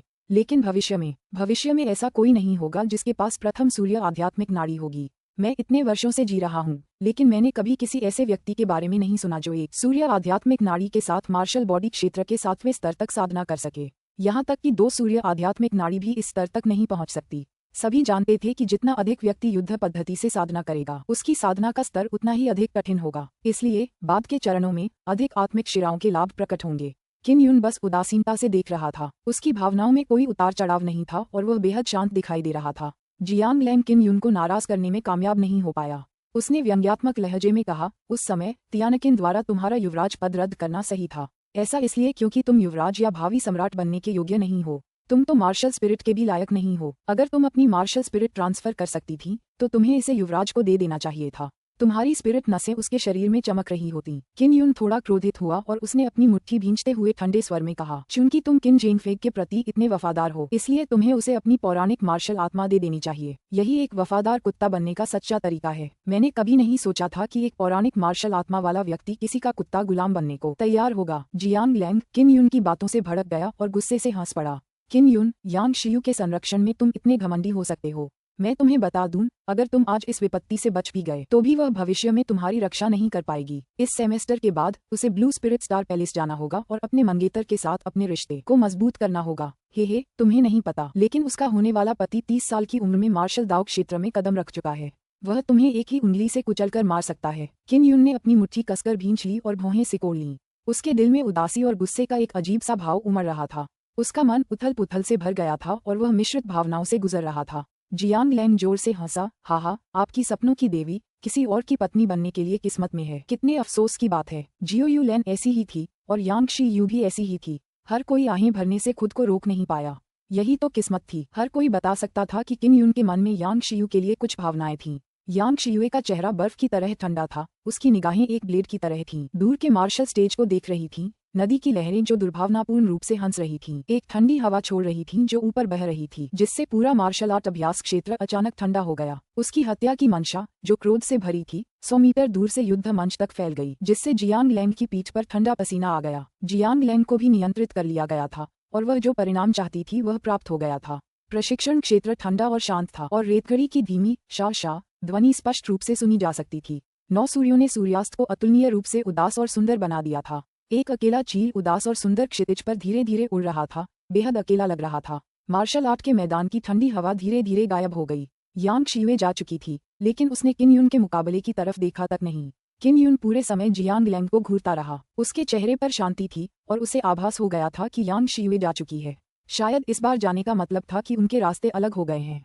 उसने अपने दिल में आह भरी। वह जानता था कि यांग शियू को भाग्य की बेड़ियों से मुक्त करने में मदद करने के लिए उसे एक मजबूत शक्ति की आवश्यकता होगी। उन्होंने अपनी भावनाओं को दबाया और अपनी सर्वोत्तम मानसिक स्थिति बनाए रखी। क्या तुम बहुत निराश हो? यह सही है। तुम्हें अब और भी ज्यादा समझ जाना चाहिए कि तुम आखिरकार एक साधारण इंसान हो जिसके पास एक यांग स्पिरिट मेरिडियन है। तुम जियाओ यू लैन और यांग शियू जैसी लड़की के लायक नहीं हो। जियांग लैंग ने मजाक उड़ाया। कोई भी स्पष्ट रूप से देख सकता था कि किन यून कितना खोया हुआ लग रहा था। महारानी भी बहुत संतुष्ट थीं। उन्होंने जियांग परिवार के मुखिया की ओर सिर हिलाया। उनके चेहरे पर मुस्कान थी। जियांग लैंग की ओर देखते हुए उनकी आंखों में प्रशंसा के भाव थे। जब रेतघड़ी बाहर आए तो प्रिंसिपल झांग ने मार्शल आर्ट प्रतियोगिता शुरू होने की घोषणा की। जियांग लैंग हिला तक नहीं, बल्कि उसने अपना मुंह खोला और दहाड़ा। तेज ध्वनि तरंग ज्वार की लहर की तरह चारों दिशाओं में फैल गई। कई लोगों ने तुरंत अपने कान बंद कर लिए। वे सभी ध्वनि तरंग से असहज महसूस कर रहे थे। हालांकि मार्शल स्टेज की दूरी बहुत ज्यादा थी, फिर भी शॉकवेव से उसके सारे अंग कांप रहे थे। मार्शल स्टेज की तो बात ही छोड़िए, ये बेहद असहज था। हा, जियांग लैंग बेतहाशा हंसा और उसकी हंसी के साथ हिंसक ध्वनि की लहरें भी गूंजने लगीं। मार्शल बॉडी क्षेत्र के चौथे स्तर के छात्र ध्वनि तरंग से इस कदर हिल गए कि उनके चेहरे पीले पड़ गए। कुछ के मुंह से खून की धाराएं बहने लगीं, लेकिन सौभाग्य से उनके शिक्षकों ने उनकी रक्षा की। यहाँ तक कि महारानी और अन्य लोगों ने भी अपने कान ढक लिए तथा कान फाड़ देने वाली हंसी को रोकने के लिए अपनी क्यूई का प्रयोग किया। जब भीड़ ने किन यून को वहां निश्चल खड़ा देखा तो उन्हें तुरंत बहुत अफसोस हुआ। उनका मानना था कि किन यून ध्वनि तरंगों से अचेत हो गया था और उसकी सुनने की शक्ति चली गई थी, इसीलिए वह वहां एक बेवकूफ की तरह खड़ा था। पिछले मुकाबलों में जियांग लैंग के साथ प्रतिस्पर्धा करने वाले सभी छात्र शुरू से ही इस ध्वनि तरंग का सामना नहीं कर पाए। अंततः वे इसकी चपेट में आ गए और उनके दिमाग क्षतिग्रस्त हो गए, जिससे वे मूर्ख बन गए। और अब जियांग लैंग की हंसी से उत्पन्न ध्वनि तरंग और भी तेज हो गई थी। अखाड़े के आसपास के लोगों के सामने यह असहनीय थी और किन युन के सामने तो और भी, जो ध्वनि तरंग में बंद था। किन युन का शरीर थोड़ा कांप उठा, मानो वह ध्वनि तरंग से प्रभावित हो गया हो। मैं हुआ लिंग मार्शल आर्ट्स स्कूल का सबसे बेहतरीन फ्रेशमैन हूँ। अब तुम इसे खत्म कर सकते हो। जियांग लैंग ऐसे हिल रहा था मानो उड़ रहा हो और उस पर टूट पड़ा। उसके आत्मसंतुष्ट चेहरे पर क्रूरता भरी थी, मानो वह किन युन को टुकड़े टुकड़े कर देना चाहता हो। अचानक किन युन के शरीर की मांसपेशियां और हड्डियां चटकने लगीं। एक मुक्का लगते ही उसके पूरे शरीर से आग की लपटें निकलने लगीं। एक तेज हांक की आवाज के साथ उसकी कांपती मुट्ठी से बैंगनी लपटें और सुनहरी बैंगनी बिजली फूट पड़ी। वे आपस में गुंथकर एक गड़गड़ाहट, आग और बिजली का सांप बन गए। टकरा जाना। तारांकन। वज्र अग्नि विद्युत सर्प जियांग लांग की ओर झपटा और चीखा। पल भर में उसने उसे घायल कर दिया, उसके शरीर को भेदते हुए। जब वह किन युन से 2 मीटर दूर था तो वह रुक गया। इसके बाद मंच से एक दमनकारी आभा फूट पड़ी, जो अपने साथ एक झुलसा देने वाली गर्मी की लहर लेकर आए, जो बाहर तक फैल गई, जिससे दर्शकों को घुटन महसूस होने लगी। यह आंतरिक शक्ति थी। आंतरिक शक्ति की आभा से कोई भी अपरिचित नहीं था, लेकिन इसे केवल मार्शल बॉडी क्षेत्र के छठे स्तर पर एक व्यक्ति द्वारा ही जारी किया जा सकता था। जियांग लैंग को इस अचानक हमले की उम्मीद नहीं थी। उसके पास बचने का समय ही नहीं था और उसका शरीर छेदा जा चुका था। शांत किन युन को देखते ही उसकी आंखें चौड़ी हो गईं। उसके दिल में असीम आक्रोश उमड़ पड़ा। बम। जियांग लैंग युद्ध मंच पर गिर पड़ा और बेहोश हो गया। क्षितिज पर 9 गोल सूर्य उतर आए, ठंडी हवा का एकाकी झोंका उड़ाते हुए। किन युन, जो जीत गया था, उस जगह की ओर देख रहा था जहां यांग शियुए अभी अभी गया था। वह खुद को निराश हुए बिना नहीं रह सका, मानो वह बेहद अकेला हो। इस समय उसका पूरा शरीर एक गर्व और अलग आभा उत्सर्जित कर रहा था, जैसे शिखर पर खड़ा एक अकेला शक्तिपुंज। यह एक राजा की शक्ति थी। अध्याय 87 स्वर्ग दंडक टॉवर। जियांग लैंग में एक महान मार्शल स्पिरिट थी और वह मार्शल बॉडी क्षेत्र के छठे स्तर पर था। फिर भी वह वास्तव में एक ही वार में पराजित हो गया। ये कहा जा सकता है कि वह एक ही वार में पराजित हो गया था। शांत प्रशिक्षण मैदान में ब्लू स्पिरिट स्टार पैलेस और जियांग परिवार के लोग मंच पर पहुंचे। उसकी आंतरिक क्यूई और मार्शल स्पिरिट दोनों बिखर गए हैं। जियांग परिवार के मुखिया ने कांपती आवाज और सिसकते हुए कहा। ब्लू स्पिरिट स्टार पैलेस वालों के चेहरे भी पीले पड़ गए थे। वे अंतहीन दुख से भरे हुए थे। द्वंद्व मंच के नीचे रानी ने अत्यंत शांत किन युन को देखा और उसका दिल कांप उठा। एक अवर्णनीय भय ने उसे जकड़ लिया। जिस रिवर वेव को उसने बहुत महत्व दिया था, उसे किन युन ने एक ही वार में नष्ट कर दिया था। यह जुबान स्तर की मार्शल आर्ट्स की क्यूई विस्फोट तकनीक है और यह भी महासिद्धि स्तर पर है। क्यूई बिजली की तरह विस्फोटक है। आपने इसे कहाँ से सीखा? ब्लू स्पिरिट स्टार पैलेस के एक बुजुर्ग ने किन युन को घूरकर देखा और दहाड़ा। किन युन घबरा गया जब उसने देखा कि उसकी क्यूई एक्सप्लोजन तकनीक की पोल खुल गई है। हालांकि वह भावशून्य रहा और ठंडे स्वर में बोला, कोई टिप्पणी नहीं। अभी अभी उन्होंने ऑसिलेटिंग मार्शल स्पिरिट का उपयोग ऑसिलेटिंग इनर क्यूई को मुक्त करने के लिए किया था, जो उनके शरीर के हर हिस्से में प्रवाहित हो रही थी। जब ध्वनि तरंग ने आक्रमण किया तो वह कंपन शक्ति से पूरी तरह से पीछे हट गया, जिसके कारण वह पूरी तरह से सुरक्षित रहा। कंपन शक्ति ने नदी की ध्वनि तरंग को पूरी तरह से रोक दिया। क्या तुम्हें पता है तुमने क्या किया? स्टार पैलेस का बूढ़ा आदमी गुस्से में चिल्लाया। जिस छात्र के पास एक महान मार्शल आत्मा थी, उनकी मार्शल आत्माएं और आंतरिक क्यूई बिखर गई थी। किन युन ने घुराघुराते हुए कहा, ऐसा टूर्नामेंट जिंदगी और मौत का सवाल है। क्या जियांग लैंग ने पहले कुछ छात्रों को नहीं मारा था? मैं तुम्हारा गुस्सा और पछतावा क्यों नहीं देख पा रहा हूँ? और जियांग लैंग अभी भी जिंदा है। जियांग लैंग में एक महान मार्शल भावना है। यदि राष्ट्रपति झांग उसके साथ नहीं होते तो वह निश्चित रूप से किन युन पर हमला करता। किन युन ने व्यंग्यात्मक लहजे में कहा, सबसे योग्य का जीवित रहना एक क्रूर प्रतियोगिता है। जियांग लैंग बेहद निर्दयी था। किसी भी मुकाबले में उसकी हरकतें निर्दयी और निर्दयी होती थीं। उसने कभी किसी को ऐसा करने का मौका नहीं दिया था। वह खुद हमेशा कहता था कि कमजोर होना मौत है, और अब मैं बस उसका बदला चुका रहा था। लेकिन मैं उसके जितना दुष्ट नहीं हूँ, इसलिए मैंने उसे जीने का एक मौका दिया। अगर जियांग लैंग अभी भी जीवित होता तो भी यह मौत से भी अधिक दर्दनाक होता। अगर वह मेरे वंश के किसी भी व्यक्ति को नहीं हरा सकता तो फिर एक महान योद्धा होने का क्या फायदा? तुम सब उसे एक खजाना समझते हो। सचमुच हास्यास्पद है। ब्लू स्पिरिट स्टार पैलेस और जियांग परिवार के लोग गुस्से में थे। उनके दिल दुख रहे थे और किन युन ने उनका मजाक उड़ाया था। हर कोई देख सकता था कि भले ही किन युन ने जियांग लैंग को भारी ताकत से हराया था, फिर भी ब्लू स्पिरिट स्टार पैलेस में उसे नीची नजर से देखा जाता था, क्योंकि उसके पास केवल एक रक्तरेखा थी। अध्यक्ष झांग जल्दी से वहां आए और ऊंची आवाज में घोषणा की, नए छात्रों की अंतिम परीक्षा समाप्त हो गई है। किन युन जीत गया है और उसे 10 या उससे ज्यादा तात्विक अमृतों का पुरस्कार मिला है। वह 2 महीने तक क्यूई सभा प्रांगण में रह सकेगा और अगले सेमेस्टर के लिए अपनी ट्यूशन फीस कम करवा सकेगा। इनाम बुरा नहीं था, खासकर इसलिए कि इससे उसे क्यूई सभा प्रांगण में रहने की अनुमति मिल गई। क्यूई सभा प्रांगण के अंदर एक क्यूई सभा महासंरचना थी। यह एक ऐसी जगह थी जहां शिक्षक एकांत में प्रशिक्षण लेते थे और प्रधानाचार्य भी अंदर ही रहते थे। किन यू द्वारा 10 से ज्यादा तात्विक अमृत गोलियां लेने के बाद ब्लू स्पिरिट स्टार पैलेस के एक बुजुर्ग ने चिल्लाकर कहा, उसने हुआ लिंग वू अकादमी के एकमात्र छात्र को नष्ट कर दिया जिसने एक महान मार्शल आत्मा को जागृत किया था। उसे सजा मिलनी ही चाहिए। तुम्हें पता होना चाहिए कि हुआ लिंग मार्शल आर्ट्स अकादमी में ज्यादातर मार्शल आर्ट्स हमारे पूर्वज लैन जियाओ द्वारा प्रदान किए गए थे। मैं जो कहूँ वही करो। कुछ बुजुर्ग किन यून को पकड़ना चाहते थे लेकिन राष्ट्रपति झांग ने उन्हें रोक दिया। हमें उसे सजा देनी ही होगी वरना हम पूरी हुआ लिंग वू अकादमी बंद कर देंगे। स्टार पैलेस के मुखिया का रवैया बहुत ही अड़ियल था। ऐसा लग रहा था कि उनमें ऐसा करने की क्षमता है। अचानक कहीं से एक अलौकिक आवाज आई। आवाजों की परतें एक के बाद एक गूंजने लगीं, जिससे लोग चौंक गए। आवाज ने कहा, किन यून ने मामले की गंभीरता को नजरअंदाज कर दिया और उस अनमोल छात्र को अपंग बना दिया जिसके पास पौराणिक मार्शल आत्मा थी। लेकिन जियांग लैंग के अपराध अक्षम्य हैं। उसके तरीके क्रूर और क्रूर हैं और वह एक हत्यारा है। मैं किन यून को 10 साल के लिए स्वर्ग दंडक मीनार में पश्चाताप के लिए भेज दूंगा। क्या मैं उसे इस तरह सजा दे सकता हूँ? हालांकि बोलने वाला व्यक्ति दिखाई नहीं दिया, लेकिन सभी जानते थे कि वह हुआ लिंग वू अकादमी का रहस्यमय डीन किन यूंग ही था। हेवन पनिशर टॉवर एक ऐसा टॉवर था जिसे प्रिंसिपल के अलावा कोई नहीं खोल सकता था। गुफा में कोई आध्यात्मिक ऊर्जा नहीं थी। 10 साल तक बंद रहने के बाद ये 10 साल की साधना के समय की बर्बादी के बराबर था। अगर हम उसे 10 साल के अंदर रिहा नहीं करते तो हमें मंजूर है। ब्लू स्पिरिट स्टार पैलेस के बूढ़े आदमी ने कहा। वह किन यूंगे के आभामंडल को महसूस कर सकता था और उसका स्वर भी काफी नर्म हो गया था। स्वर्ग दंड मीनार के नियम ग्रैंडमास्टर लैन जियाओ द्वारा निर्धारित किए गए थे। अगर वह बच निकलता तो उसे अपनी आज़ादी वापस मिल जाती। इसलिए 10 सालों के भीतर किन यून स्वर्ग दंड मीनार को खुद ही छोड़ सकेगा। किन यूंगे अभी भी प्रकट नहीं हुआ। उसने अपनी आंतरिक ऊर्जा का उपयोग करके ध्वनि संदेश भेजा। यहाँ तक कि ब्लू स्पिरिट स्टार पैलेस के लोग भी आंतरिक शक्ति के इतने गहरे स्तर को देखकर आश्चर्यचकित हो गए। किन यून ने दांत पीस लिए। वह सजा स्वीकार करने को बिल्कुल तैयार नहीं था। किन यून, मुझे पता है कि आप इसे स्वीकार करने के लिए तैयार नहीं हैं, लेकिन ये सब पूरे हुआ लिंग वू अकादमी को संचालित करने की अनुमति देने के उद्देश्य से है। मैं किन यूंगे गारंटी देती हूँ कि 10 साल बाद जब तुम स्वर्ग दंडक टॉवर छोड़ोगी, जब तक मैं जिंदा हूँ, मैं इन 10 सालों में तुम्हें हुए सभी नुकसानों की भरपाई जरूर करूंगी। किन यूंगे के शब्दों ने महारानी और बाकी लोगों को बेचैन कर दिया। किन यूंगे रहस्यमय और शक्तिशाली था। वह अपनी बात जरूर रखेगा। अगर किन यूं 10 साल बाद बाहर आकर मुआवजा पा लेता तो वह भी कम समय में ही शोहरत हासिल कर लेता। हमारे ब्लू स्पिरिट स्टार पैलेस के साथ यह क्षेत्र निश्चित रूप से 10 वर्षों में उलट पुलट हो जाएगा। स्टार पैलेस के बूढ़े व्यक्ति ने उपहास किया। किन यून ने दांत पीस लिए। राष्ट्रपति झांग पहले से ही उसके पीछे थे। उन्होंने आह भरते हुए कहा, किन यून, मैं तुम्हें हेवन पनिशर टावर तक पहुंचा दूंगा। ठीक इसी तरह सभी ने देखा कि किन यून को स्वर्ग दंडक टॉवर की ओर ले जाया गया। ब्लू स्पिरिट स्टार पैलेस के लोग, जियांग परिवार, महारानी और उनके साथी चिंतित थे। वे उसके पीछे चल पड़े क्योंकि वे किन यूं को अपनी आंखों से मीनार में कैद देखना चाहते थे। हुआ लिंग वू अकादमी का केंद्रीय क्षेत्र ऊंची दीवारों से घिरा हुआ था तथा वहां कड़ी सुरक्षा थी। Martial art library, heaven's punishment tower और क्यूई गैदरिंग कोर्टयार्ड सभी इसी क्षेत्र में स्थित थे। स्वर्ग का दंड टॉवर मार्शल आर्ट्स मंडप से ज्यादा दूर नहीं था।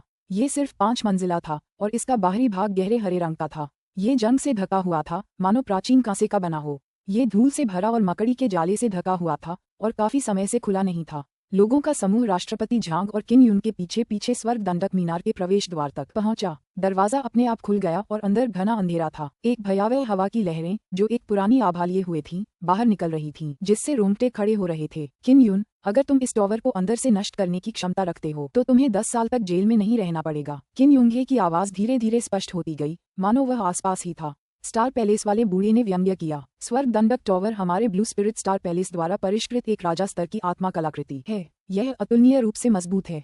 यह इतनी आसानी से कैसे टूट सकती है? किन यून ने चुपके से गहरी सांस ली। उसने कभी उम्मीद नहीं की थी कि यह टावर राजा स्तर की आत्मा की कलाकृति होगी। एक क्षण के सदमे के बाद उसने पूछा, डीन किन, अगर मैं सचमुच बाहर आ सकता हूँ तो क्या आप मुझे कुछ मुआवजा दे सकते हैं? एक क्षण की चुप्पी के बाद किन यूंगे ने उत्तर दिया, हाँ, लेकिन मुआवजा मुझ पर निर्भर है। ठीक है। किन यून टावर में घुसा और दरवाजा धीरे धीरे उसके पीछे बंद हो गया। अंदर कोई आत्मिक ऊर्जा नहीं है और न ही कोई भोजन है। मैं ये भी नहीं कह सकता कि वह 10 साल तक जीवित रहेगा या नहीं। वह वास्तव में स्वर्ग दंडक टॉवर को नष्ट करके बाहर आना चाहता है। सपने देखो। किन यूं को अंदर आते देख स्टार पैलेस के लोगों ने अपना गुस्सा निकाला। अध्याय 88। स्वर्ग दंडक मीनार में प्रवेश करने के बाद किन यून ने अपनी हथेली में आग का एक गोला बनाया। इससे उसके आसपास का वातावरण प्रकाशित हो गया। मीनार अंदर से खाली थी, सिर्फ एक सीढ़ी थी। वह चौंककर दूसरी मंजिल की सीढ़ियां चढ़ गया। दूसरी मंजिल पर कुछ धुंधले सुनहरे कंकाल पड़े थे। वे सभी काफी पुराने लग रहे थे। उसने धीमी आवाज में कहा, मार्शल बॉडी का 7वां स्तर। इसका नाम गोल्डन बॉडी है। ये हल्की सुनहरी हड्डियों का संवर्धन कर सकता है। ये सभी 7वें स्तर के मार्शल बॉडी हैं। ये 8वें या 9वें स्तर के भी हो सकते हैं। गौर से देखने पर पता चला कि हड्डियों पर कई टूटे हुए हिस्से थे। इतनी मजबूत हड्डियां तो टूट भी सकती थीं। क्या ये दीवार से टकराने की वजह से हुआ होगा? किम यून घबरा गया। टावर में पहले भी लोगों को बंद करके रखा गया था और वे ताकतवर लोग थे। जब वह तीसरी मंजिल पर पहुंचा तो फर्श पर कुछ धुंधली सुनहरी मानव हड्डियों के अलावा और कुछ नहीं था। वह अब भी पहले जैसी खाली थी। चौथी मंजिल थोड़ी अलग थी। वहां सिर्फ 2 इंसानी हड्डियां थीं और दोनों जमीन पर पालथी मारकर बैठे थे, मर रहे थे। दूसरी और तीसरी मंजिल पर तो हर जगह बिखरा हुआ था। 5वीं मंजिल की सीढ़ियों पर कदम रखते ही किम यून की हथेली पर लगी लपटें अचानक बुझ गईं, जिससे उसका पूरा शरीर कांप उठा। उस समय चारों ओर घना अंधेरा और बेहद सन्नाटा था। कोई आवाज नहीं थी। एक क्षण के सदमे के बाद उसने आग छोड़ना जारी रखा। पहले की तरह जैसे ही इसे छोड़ा गया, ये तुरंत नष्ट हो गया। ये बेहद अजीब था। ये कौन है? किम यून घबरा गया और जोर से चिल्लाया। वहां कोई नहीं था, केवल उसका उत्तर था। नौ यांग दिव्य आत्मा के भंडारण स्थान से किम यून ने एक हरे रंग का पत्थर निकाला, जिससे एक हल्की चमक निकल रही थी। जब थोड़ी सी रोशनी फैली तो उसने अपनी मानसिक शक्ति का उपयोग करके अपने आसपास के वातावरण को देखा और उसकी दृष्टि अत्यंत स्पष्ट हो गई। वह अंततः 5वीं मंजिल पर पहुंच गया था। ये भी सबसे ऊंचा स्तर था। बीच में एक व्यक्ति काला लबादा पहने बैठा था। उसके चेहरे पर झुर्रियां परत दर परत थीं और मंद रोशनी में वह थोड़ा डरावना लग रहा था। बड़े साहब, उसी समय वह सतर्क हो गया। हेवन पनिशर टॉवर में कैद लोगों ने अवश्य ही कोई गलती की होगी और उन्हें सतर्क रहना होगा। मृत। किम यून ने आह भरने से पहले ध्यान से जांच करने के लिए आगे बढ़े। यदि कोई जीवित व्यक्ति होता तो उसे यहाँ की स्थिति का पता होता। 10 साल? मैं इस लानत वाली जगह पर 10 साल तक नहीं रह सकता। मैं पागल हो जाऊंगा। किम यून को बैठने के लिए एक जगह मिली और उसने 9 यांग दिव्य आत्मा के अंदर भंडारण स्थान की सावधानीपूर्वक जांच की। अंदर ढेर सारा राक्षसी जानवर का मांस था। जियाओ लैंग के साथ मुकाबले के दौरान उसने जो स्नो लायन मारा था वह उसके लिए बहुत लंबे समय तक खाने के लिए पर्याप्त था। 10 युआन दान से ज्यादा। मुझे आश्चर्य है कि क्या मैं आत्मशास्त्र की साधना कर पाऊंगा। उसने इस दौर की अंतिम परीक्षा में जीता हुआ युआन दान निकाला। आत्मशास्त्र को परिष्कृत करने के लिए काफी मानसिक शक्ति की जरूरत थी। युआन दान में 9 यांग ऊर्जा की सघन मात्रा समाहित थी। 9 यांग आत्मा को अवशोषित करके ये बड़ी मात्रा में आध्यात्मिक शक्ति को संघनित कर सकता था। उसने एक सुप्रीम युआन गोली खाई और आंखें बंद करके साधना शुरू कर दी। इतनी शांत जगह होने के कारण साधना के लिए यह कोई बुरी जगह नहीं थी। हेवन पनिशर टॉवर के बाहर यांग शियू ने टॉवर के शीर्ष पर देखा और आह भरी। उसके लिए 10 साल तक अंदर रहना कोई बुरी बात नहीं होगी। पास खड़े प्रिंसिपल झांग ने हल्के से सिर हिलाया। महारानी के पिता, जो देश के विदेश मंत्री हैं, मार्शल दाओ क्षेत्र में कदम रख चुके हैं। निष्कर्ष निकल चुका है। अगर आधे साल में किन जेंग फैंग और शियाओ यूलैन की सगाई सफल रही तो वे जल्द ही एक भव्य शादी का आयोजन करेंगे। सम्राट महारानी हो सकते हैं, लेकिन वे युवराज भी हो सकते हैं। महारानी और अन्य लोग ब्लू स्पिरिट स्टार पैलेस के पश्चिमी महल नांगोंग और उत्तरी महल से घनिष्ठ रूप से जुड़े हुए हैं। यांग शियू ने एक लंबी सांस ली और कहा, हर गुजरते दिन के साथ उनकी ताकत बढ़ती जा रही है। भले ही मैं इतनी कम उम्र में मार्शल बॉडी के 9वें स्तर पर हूँ, मुझे डर है कि मैं अभी भी भाग्य के बंधनों से मुक्त नहीं हो पाऊंगी। प्रिंसिपल झांग ने कहा। डीनकिन ने कहा कि ब्लू स्पिरिट स्टार पैलेस यहाँ मार्शल आर्ट सिखाने नहीं आया था, बल्कि उन्होंने इस जगह को अपनी वापसी का आखिरी रास्ता माना। चूंकि उन्हें मार्शल बंजर भूमि में भारी हार का सामना करना पड़ा था, इसलिए वे संसाधन जुटाने, सैनिकों की भर्ती करने और आगे की योजना बनाने से पहले अपनी ताकत बढ़ने का इंतजार करने के लिए यहाँ आए थे। यांग शियू ने व्यंग्य किया। मुझे पता था कि यह इतना आसान नहीं है। क्लाउड ड्रैगन पर्वत श्रृंखला इतनी समृद्ध है कि उन्हें यहाँ के लोगों को गुलाम बनाना होगा और संसाधन खोजने के लिए क्लाउड ड्रैगन पर्वत श्रृंखला को खोलने में उनकी मदद करनी होगी। प्रिंसिपल झांग ने सिर हिलाया और आह भरते हुए कहा, बिल्कुल। संक्षेप में, किम यू के अंदर होने से वह इस समय के सभी विवादों से बच सकेगा। भविष्य के लिए तुम्हारी क्या योजनाएं हैं? क्या तुम सचमुच स्वर्गीय दहाड़ साम्राज्य के युवराज से विवाह करना चाहती हो? स्वर्गीय दहाड़ साम्राज्य का युवराज भी एक रहस्यमयी व्यक्ति था, जिसकी उम्र 30 साल से ज्यादा थी और वह शायद ही कभी अपना चेहरा दिखाता था। ऐसा कहा जाता था कि वह मार्शल दाओ क्षेत्र में पहुंच गया था और एक बेहद भयानक व्यक्ति था। मुझे नहीं पता। मैं ब्लू स्पिरिट स्टार पैलेस में प्रवेश करूंगा और कुछ और कहने से पहले थोड़ी देर ध्यान करूंगा। यांग शियू ने आह भरते हुए कहा, चलो चलें, हम 10 साल बाद वापस आएंगे। प्रिंसिपल झांग ने कहा। हालांकि हेवन पनिशर टॉवर में कोई खिड़कियां नहीं थीं, फिर भी किम यू अंदर से प्रिंसिपल झांग और यांग शियू के बीच की बातचीत को स्पष्ट रूप से सुन सकता था। राजकुमार तियान शाओ, वह सचमुच मार्शल दाओ साम्राज्य में प्रवेश कर गया। स्वर्गीय दहाड़ शाही परिवार वास्तव में तीनों साम्राज्यों में सबसे शक्तिशाली था। मैं भी मार्शल दाओ क्षेत्र में कदम रख सकता हूँ। गुरुजी, मेरा इंतजार कीजिए, मैं आपकी मदद जरूर करूंगा। किम यून ने खुद को शांत किया और साधना जारी रखी। उनमें दोलनशील मार्शल स्पिरिट, रहस्यमयी 9 यांग दिव्य आत्मा और मार्शल आर्ट का रहस्यमय हृदय था। इसीलिए उनमें इतना आत्मविश्वास था। बेशक इस समय सबसे महत्वपूर्ण बात ये थी कि जितनी जल्दी हो सके हेवन पनिशर टॉवर को छोड़ दिया जाए। वह 10 साल 10 महीने भी इंतजार नहीं कर सकता था। लगभग आधे साल बाद किन जेंग फैंग और जियाओ यूलैन की भव्य सगाई होने वाली थी। उसे उसमें शामिल होना ही था। कुछ दिनों से अधिक समय के बाद किम यून ने केवल 5 मौलिक अमृत का सेवन किया था। यद्यपि उन्होंने हृदय सूत्र का अभ्यास नहीं किया था, फिर भी उन्होंने महसूस किया कि रहस्यमय यांग रणनीति की उनकी समझ एक नए स्तर पर पहुंच गई थी। उन्होंने बहुत पहले ही जुबान यांग युक्ति को परम सिद्धि की अवस्था तक विकसित कर लिया था और अपने भीतर की आध्यात्मिक ऊर्जा को बाहर निकालने में सक्षम थे। यह एक ऐसा क्षेत्र था जिसे बहुत कम लोग छू पाते थे। कुछ दिनों के ध्यान और बोध के बाद जब वह अपनी तात्विक ऊर्जा का प्रयोग कर रहा था तो उसे एक अजीब सी अनुभूति हुई, मानो वह पूर्णता की पराकाष्ठा पर पहुंचने वाला था। मार्शल आर्ट की महारत को प्रारंभिक चरण, महारत, पूर्णता चरण और पौराणिक पूर्णता चरण में विभाजित किया गया है। मैंने पहले ही जुबान यांग रणनीति में पूर्णता चरण तक महारत हासिल कर ली है।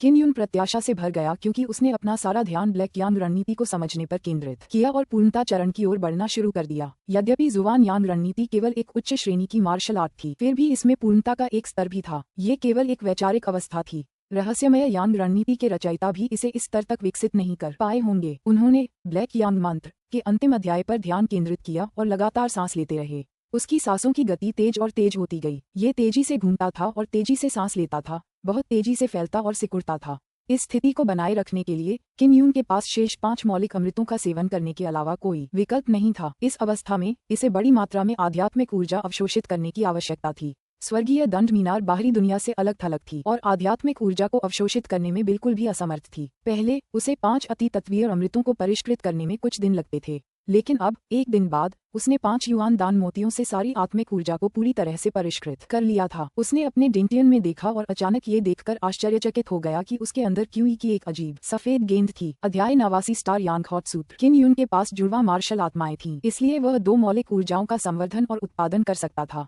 उसकी बैंगनी सुनहरी अग्नि तत्व ऊर्जा के भीतर एक काली कंपनशील तत्व ऊर्जा भी थी, मानो वह अग्नि तत्व ऊर्जा का केंद्र हो। इस समय काली तात्विक ऊर्जा की सतह पर एक सफेद धुंध बह रही थी। यह वही था जो किन यून ने अभी अभी विकसित किया था। ये चीज क्या है? क्या ये कोई खास तरह की ऊर्जा हो सकती है? उसने अपना मन सफेद धुंध को नियंत्रित करने पर केंद्रित किया। अप्रत्याशित रूप से सफेद धुंध उसके डेंटियन से निकलकर उसके सुनहरे दिल में प्रवेश कर गई। फिर नाचते हुए सफेद रिबन की तरह सफेद धुंध धीरे धीरे उसकी छाती से ऊपर उठने लगी। ये बहुत लंबा हो सकता है, कम से कम 10 मीटर लंबा। आध्यात्मिक ऊर्जा के बारे में मेरी समझ दिन प्रतिदिन स्पष्ट होती जा रही है।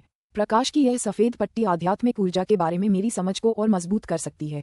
किन यून मन ही मन खुश था जब उसने प्रकाश की किरण को नियंत्रित करके स्वर्ग दंडक मीनार की दीवार को भेदने की कोशिश की और वह तुरंत भागने में कामयाब हो गया। जिस क्षण प्रकाश की किरण उससे दूर हुई, ऐसा लगा जैसे वह अचानक हवा में एक गंदे स्थान से एक सुखद पहाड़ी जंगल में चला गया हो। अंततः उसे वह आध्यात्मिक ऊर्जा महसूस हुई जो उसने लंबे समय से महसूस नहीं की थी। यहाँ तक कि किन यून भी विश्वास नहीं कर सका कि एक आंतरिक शक्ति साधना तकनीक पूर्णता तक पहुँचने के बाद इतनी चमत्कारी शक्ति प्राप्त कर लेगी। प्रकाश की सफेद पट्टी को देखते हुए वह बेहद उत्साहित था। मुझे एक किताब याद है जिसमें लिखा है कि आंतरिक शक्ति को पूर्णता तक विकसित किया गया था, जिससे आंतरिक शक्ति आध्यात्मिक शक्ति को जन्म दे सकती है। मौलिक आत्मा। जब आप अपनी आंतरिक शक्ति को पूर्णता की अवस्था तक प्रशिक्षित कर लेंगे तो आप अपनी मूल आत्मा का निर्माण कर पाएंगे। क्या आप अपनी मूल ऊर्जा को त्याग पाएंगे? भले ही यांग शियू साधना तकनीकों में इतनी निपुण थी, उसने कभी भी इसे पूर्णता के स्तर तक नहीं साधा था, इसलिए इस क्षेत्र में उसकी समझ इतनी गहरी नहीं थी। आदिम आत्मा अतुलनीय रूप से मजबूत दीवार को आसानी से भेद सकती थी और बाहर से 9 सूर्यों की ऊर्जा को अवशोषित कर सकती थी। किन यून की 2 तात्विक ऊर्जाएं उन्मत्त होकर सांस ले रही थीं, जैसे कोई गाय पानी पी रही हो। उन्होंने आध्यात्मिक ऊर्जा को अवशोषित और परिष्कृत किया। वह देर रात तक नहीं जागा जब तक कि 9 सूर्य पतले नहीं हो गए। जब 9 सूर्य पर्वत से नीचे उतरेंगे तो आध्यात्मिक ऊर्जा धीरे धीरे कम होती जाएगी। अगर आपकी आदिम आत्मा भी तैरकर बाहर आ जाए तो भी वह ज्यादा आध्यात्मिक ऊर्जा ग्रहण नहीं कर पाएगी। जैसे ही वह अपनी आदिम आत्मा को पुनः प्राप्त करने वाला था, उसे अचानक एक अजीब ऊर्जा का एहसास हुआ। यह ऊर्जा क्या है? जाहिर है यह ऊर्जा 9 सूर्यों की आध्यात्मिक ऊर्जा से अलग है। बाहर देर रात हो चुकी थी। क्या ये चंद्रमा की शक्ति थी? यह सही नहीं है। गुरु के पास चंद्र मार्शल स्पिरिट है। आध्यात्मिक ऊर्जा ऐसी नहीं होती। अपना सिर हिलाने के बाद अचानक उसके दिमाग में एक और संभावना आए। सूक्ष्म आत्मा ऊर्जा। रात तारों से भरी थी। यद्यपि दिन के समय भी तारे थे, लेकिन वे सूर्य के प्रकाश से अवरुद्ध थे, इसलिए वे ज्यादा कुछ नहीं देख सकते थे। तारों की आध्यात्मिक ऊर्जा को महसूस करना तो दूर की बात थी। ये ग्रैंडमास्टर लैन जियाओ द्वारा स्वयं निर्मित तकनीक है। किन यून को अचानक रहस्यमय मंत्र याद आ गया। स्टार मंत्र, सूर्य मठ, स्थिर हृदय और आत्मा को एकाग्र करने वाला सितारा। तारों की रोशनी को ध्यान करते तारों के रूप में समझा जा सकता है और सूर्य को देख रहा है। तुम क्या देख रहे हो? तारों को देखो। क्या तारों का सूर्य से कोई संबंध हो सकता है? यह एक अन्य प्रकार की आध्यात्मिक ऊर्जा के समतुल्य था। दृढ़ हृदय का अर्थ है दृढ़ मन। एक आत्मा हृदय को एक तारे में संघनित कर देगी और एक आत्मा हृदय को एक तारे में संघनित कर देगी। उसे ऐसा महसूस हुआ जैसे वह कुछ समझने की कोशिश कर रहा था, लेकिन वह उसका सार नहीं समझ पा रहा था। ध्यान 9 सूर्यों की शक्ति को आत्मसात करके तारों का निर्माण करना। अपनी आत्मा को एक तारे में संघनित करने के लिए व्यक्ति का मन दृढ़ होना चाहिए। उसने गहरी सांस ली, अपनी आंखें बंद की और अपनी आदिम आत्मा का उपयोग करके तारों की आभा को अवशोषित किया। 9 यांग शोधन, सितारों का शोधन। आदि अराजकता ब्रह्मांड में जब सूक्ष्म आत्माएं 9 सूर्यों से प्रकाशित होती थीं, तो वे ध्यान करती थीं और अपनी आत्मा का संवर्धन करती थीं। अपनी सूक्ष्म आत्माओं को संघनित करके एक सितारा बनाती थीं। तारों का प्रकाश तारों से होकर 9 सूर्यों की आध्यात्मिक ऊर्जा को अवशोषित करता है और इससे परिष्कृत होने वाली शुद्ध आध्यात्मिक ऊर्जा सीधे सूक्ष्म ऊर्जा को अवशोषित करके उसे आध्यात्मिक ऊर्जा में परिवर्तित कर सकती है। अब 9 सूर्यों की आध्यात्मिक ऊर्जा का उपयोग करने की कोई आवश्यकता नहीं है। अपनी आदिम आत्मा के माध्यम से किम यून सूक्ष्म ऊर्जा को अवशोषित करने में सक्षम था और उसने अपनी समझ को और पुष्ट किया। यांग शोधन शरीर, तारा शोधन आत्मा और तारा यांग पूरकता। आइए इसे तारा यांग सच्चा शास्त्र कहें। मैं वर्तमान में तारा प्रशिक्षण आत्मा खंड में प्रशिक्षण ले रहा हूँ और दूसरा खंड यांग शोधन शरीर खंड होना चाहिए। किम यून को लगा कि उसकी आत्मा लगातार मजबूत हो रही है और वह मन ही मन खुश हो रहा था। ब्लू स्पिरिट स्टार पैलेस के लोगों ने वास्तव में उन्हें आंतरिक ऊर्जा की कला में सर्वोच्च कौशल प्रदान किया था। किम यून मन ही मन मुस्कुराया और बोला, शायद समय बीतने के कारण ऐसा हुआ है। उस समय लैन जियाओ मार्शल किंग ने अपनी साधना तकनीक लिखने के लिए जिस विधि का इस्तेमाल किया था वह अब की विधि से अलग थी, इसलिए इसे समझना ज्यादा मुश्किल है। ये भी संभव है कि आंतरिक शक्ति साधना पद्धति को पूर्णता की पराकाष्ठा तक पहुंचाना आसान न हो। इसलिए ब्लू स्पिरिट स्टार पैलेस के अनुयायी कई वर्षों से इन दोनों मंत्रों को समझ नहीं पाए हैं। वह भी इसे पूरी तरह से नहीं समझ सका, इसलिए उसे दिशा का केवल एक सामान्य विचार ही मिल सका। छोटा सा मंत्र बिल्कुल ऐसा ही था। ये बस एक साधारण परिचय था, बाकी सब आपके अपने प्रदर्शन पर निर्भर था। अपनी समझ पर भरोसा करके मार्शल आर्ट के अपने रास्ते पर चलना था। इस तरह हर कोई मार्शल आर्ट के एक अलग रास्ते पर चलने में सक्षम होगा। यही कारण है कि पिछले कुछ वर्षों में इतनी सारी मार्शल आर्ट सामने आई हैं। साधना की एक रात के बाद उसकी मानसिक शक्ति बहुत बढ़ गई थी और वह जल्द ही अपना आत्मा शास्त्र बनाने में सक्षम हो गया। दिन में उसने अपनी यान बॉडी रिफाइनमेंट तकनीक का अभ्यास किया था। ये स्टार रिफाइनमेंट के मंत्रों से थोड़ा ज्यादा लंबा था। 9 सूर्य अलग अलग हैं, दिव्य क्षमताएं असंख्य हैं। सूर्य देव की आत्मा उड़ती है और दिव्य क्षमताएं शरीर में प्रवेश करती हैं। पढ़ते पढ़ते वह पूरी तरह से भ्रमित हो गया। हालांकि यह रात में अपनी आत्मा को प्रशिक्षित करने जितना कठिन नहीं था, फिर भी उसके लिए कोई दिशा नहीं थी। दोपहर तक उसके पास हासिल करने के लिए कुछ भी नहीं था, इसलिए वह केवल हार मान सकता था। ये बात एक निश्चित समय के बाद ही अचानक समझ में आती है। कल रात की तरह मुझे भी एक मौके की जरूरत है। जब किन यून को समझ आ गया कि क्या हो रहा है, तो उसने अब इसकी परवाह नहीं की। उसने इसे एक तरफ रख दिया और प्रकृति को अपना काम करने दिया। अब जबकि वह स्टार रिफाइनमेंट को समझने में सक्षम हो गया है, तो इसे एक बड़ी फसल माना जा सकता है। पलक झपकते ही किम यून ने स्वर्ग दंडक टॉवर में आधा महीना बिता दिया। जब से उसने तारा शोधन को समझा था, वह हर रात अपनी आदिम आत्मा को एस्ट्रल क्यूई को अवशोषित करने के लिए छोड़ता था और 10 दिनों से अधिक समय तक अपने मन को साधने के लिए इसका उपयोग करता था।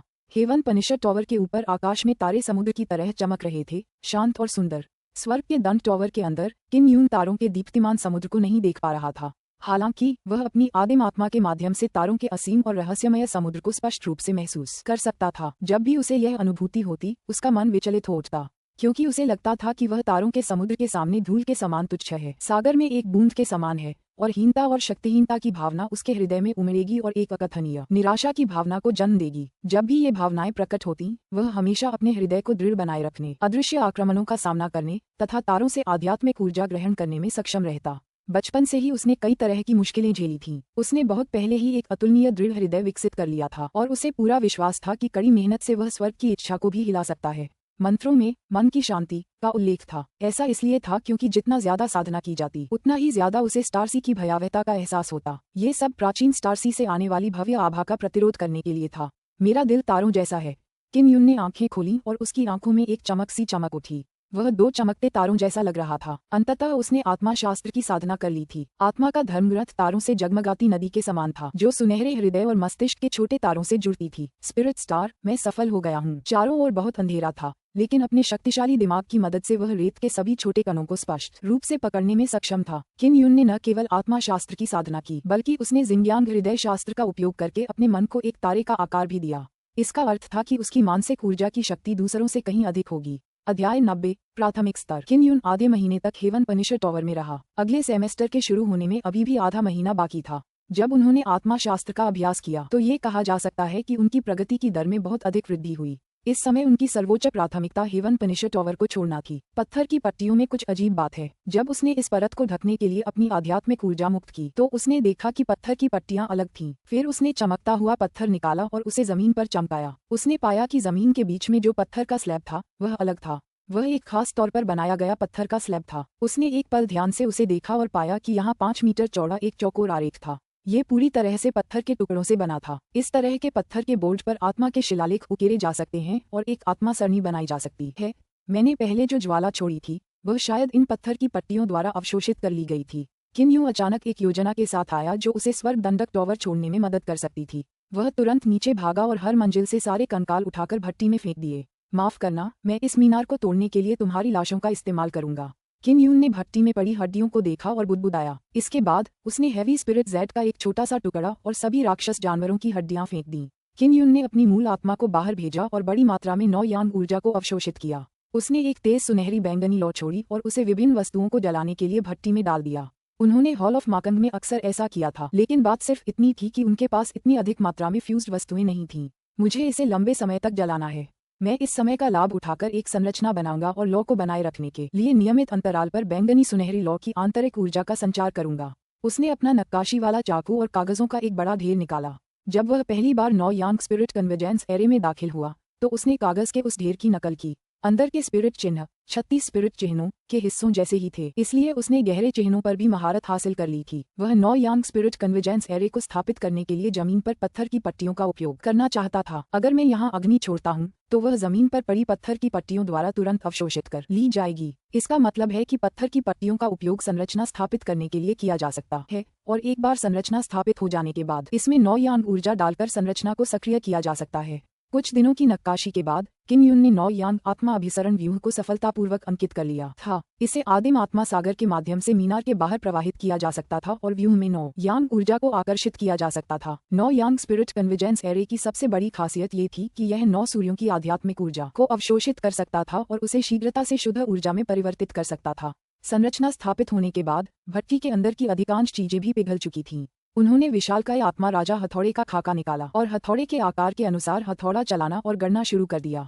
जिस गति से उसने अपना हथौड़ा जमीन पर उतारा वह बेहद तेज थी। बस एक पल में उसने कई बार हथौड़ा मारा था। सामग्री को बेहतर ढंग से गढ़ने के लिए उसने ड्रैगन बनाने के 6 रूपों का भी इस्तेमाल किया था। Cloak cloak cloak. किम यून नंगे सीने थे जब उन्होंने ड्रैगन फोजिंग फिस्ट के 6 रूपों थंडरक्लैप, ट्रेमर, फ्लोइंग लाइट और लैंडस्लाइड की पहली 4 चालें निष्पादित की। ये सब विशालकाय स्पिरिट किंग हैमर बनाने के लिए किया गया था। अगले कुछ दिनों तक वह दिन रात कठोर पदार्थों को गढ़ता रहा।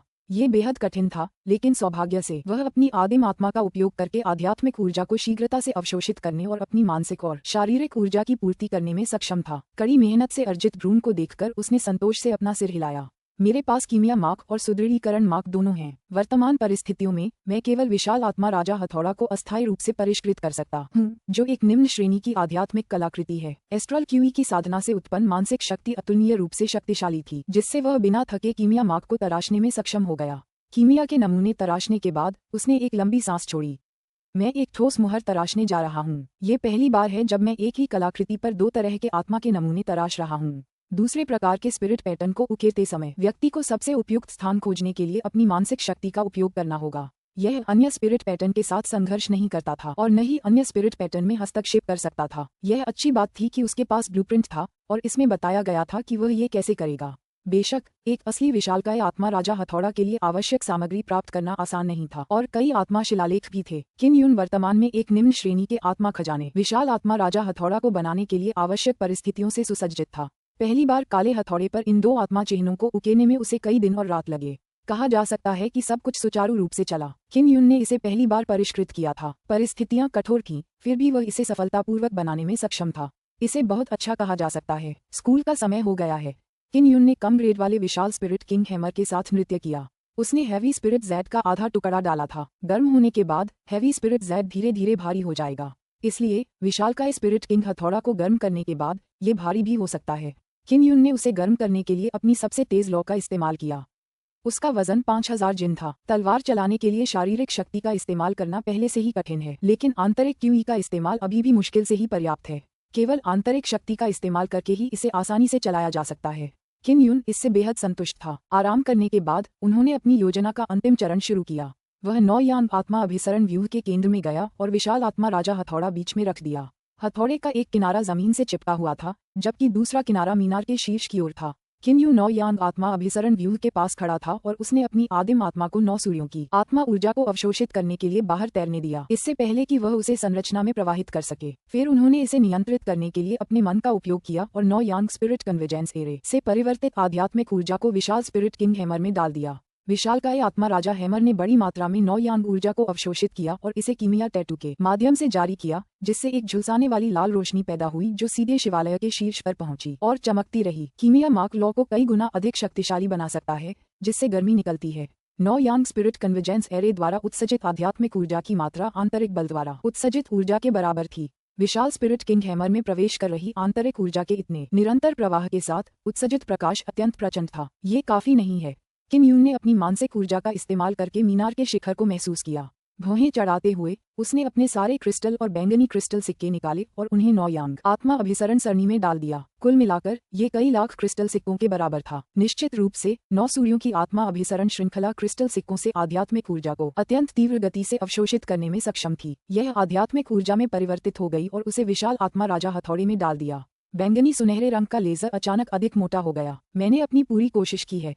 किम यून ने क्रिस्टल के सिक्कों को धीरे धीरे गायब होते देखा। उसके दिल में एक टीस सी उठी। अगर वह सचमुच बाहर निकल पाता तो यह उसके लिए फायदेमंद होता। कई घंटों के बाद सभी क्रिस्टल सिक्के सफेद राख में बदल गए। रात में हेवन पनिशर टॉवर के शीर्ष पर एक मुट्ठी के आकार का छेद दिखाई दिया। चांदनी की चांदनी छेद से होकर चमक रही थी, जिससे काली सी 5वीं मंजिल रोशन हो रही थी। ये सफल रहा। किम यून बेहद उत्साहित था क्योंकि उसने पत्थर की गोलियां अपने भंडारण स्थान में रख दी थीं। यह एक छोटा सा 9 यांग स्पिरिट कन्वर्जेंस एरे था। उसने कुछ घंटे आराम किया। साफ सफेद वस्त्र पहनकर वह जोर से उछला और अपने हाथों से उस छोटे से छेद के किनारे को पकड़ लिया। फिर उसने हड्डी को सिकुड़ने के लिए नियंत्रित किया, जिससे शरीर सिकुड़ गया। जब जियो यू लैन ने जियो यू मेई का रूप धारण किया तो उसने अपना आकार कम करने के लिए इस विधि का उपयोग किया। ये किम यून का पहला प्रयास था, लेकिन उसने सफलतापूर्वक खुद को एक बच्चे की तरह बना लिया था और एक छोटा सा छेद कर लिया था। वह शिवालय के ऊपर खड़ा होकर क्षितिज पर मछली के सफेद पेट को देखने लगा। वह खुद को जोर से हंसने से नहीं रोक सका। 9 सूर्य धीरे धीरे आकाश में उगाए, सुबह की खूबसूरत रोशनी से खिल उठे। उन्होंने धरती पर मौजूद जीवों को जगा दिया और उनमें असीम ऊर्जा भर दी। सिर्फ एक टूटा हुआ टावर मुझे बंद करने के लिए काफी नहीं है। मुझे 10 साल दो और मैं इस टावर को उड़ा दूंगा। किम यून ने इधर उधर देखा, लेकिन उसे कोई नहीं दिखा। वह नीचे कूद गया और निषिद्ध क्षेत्र के द्वार की ओर दौड़ा।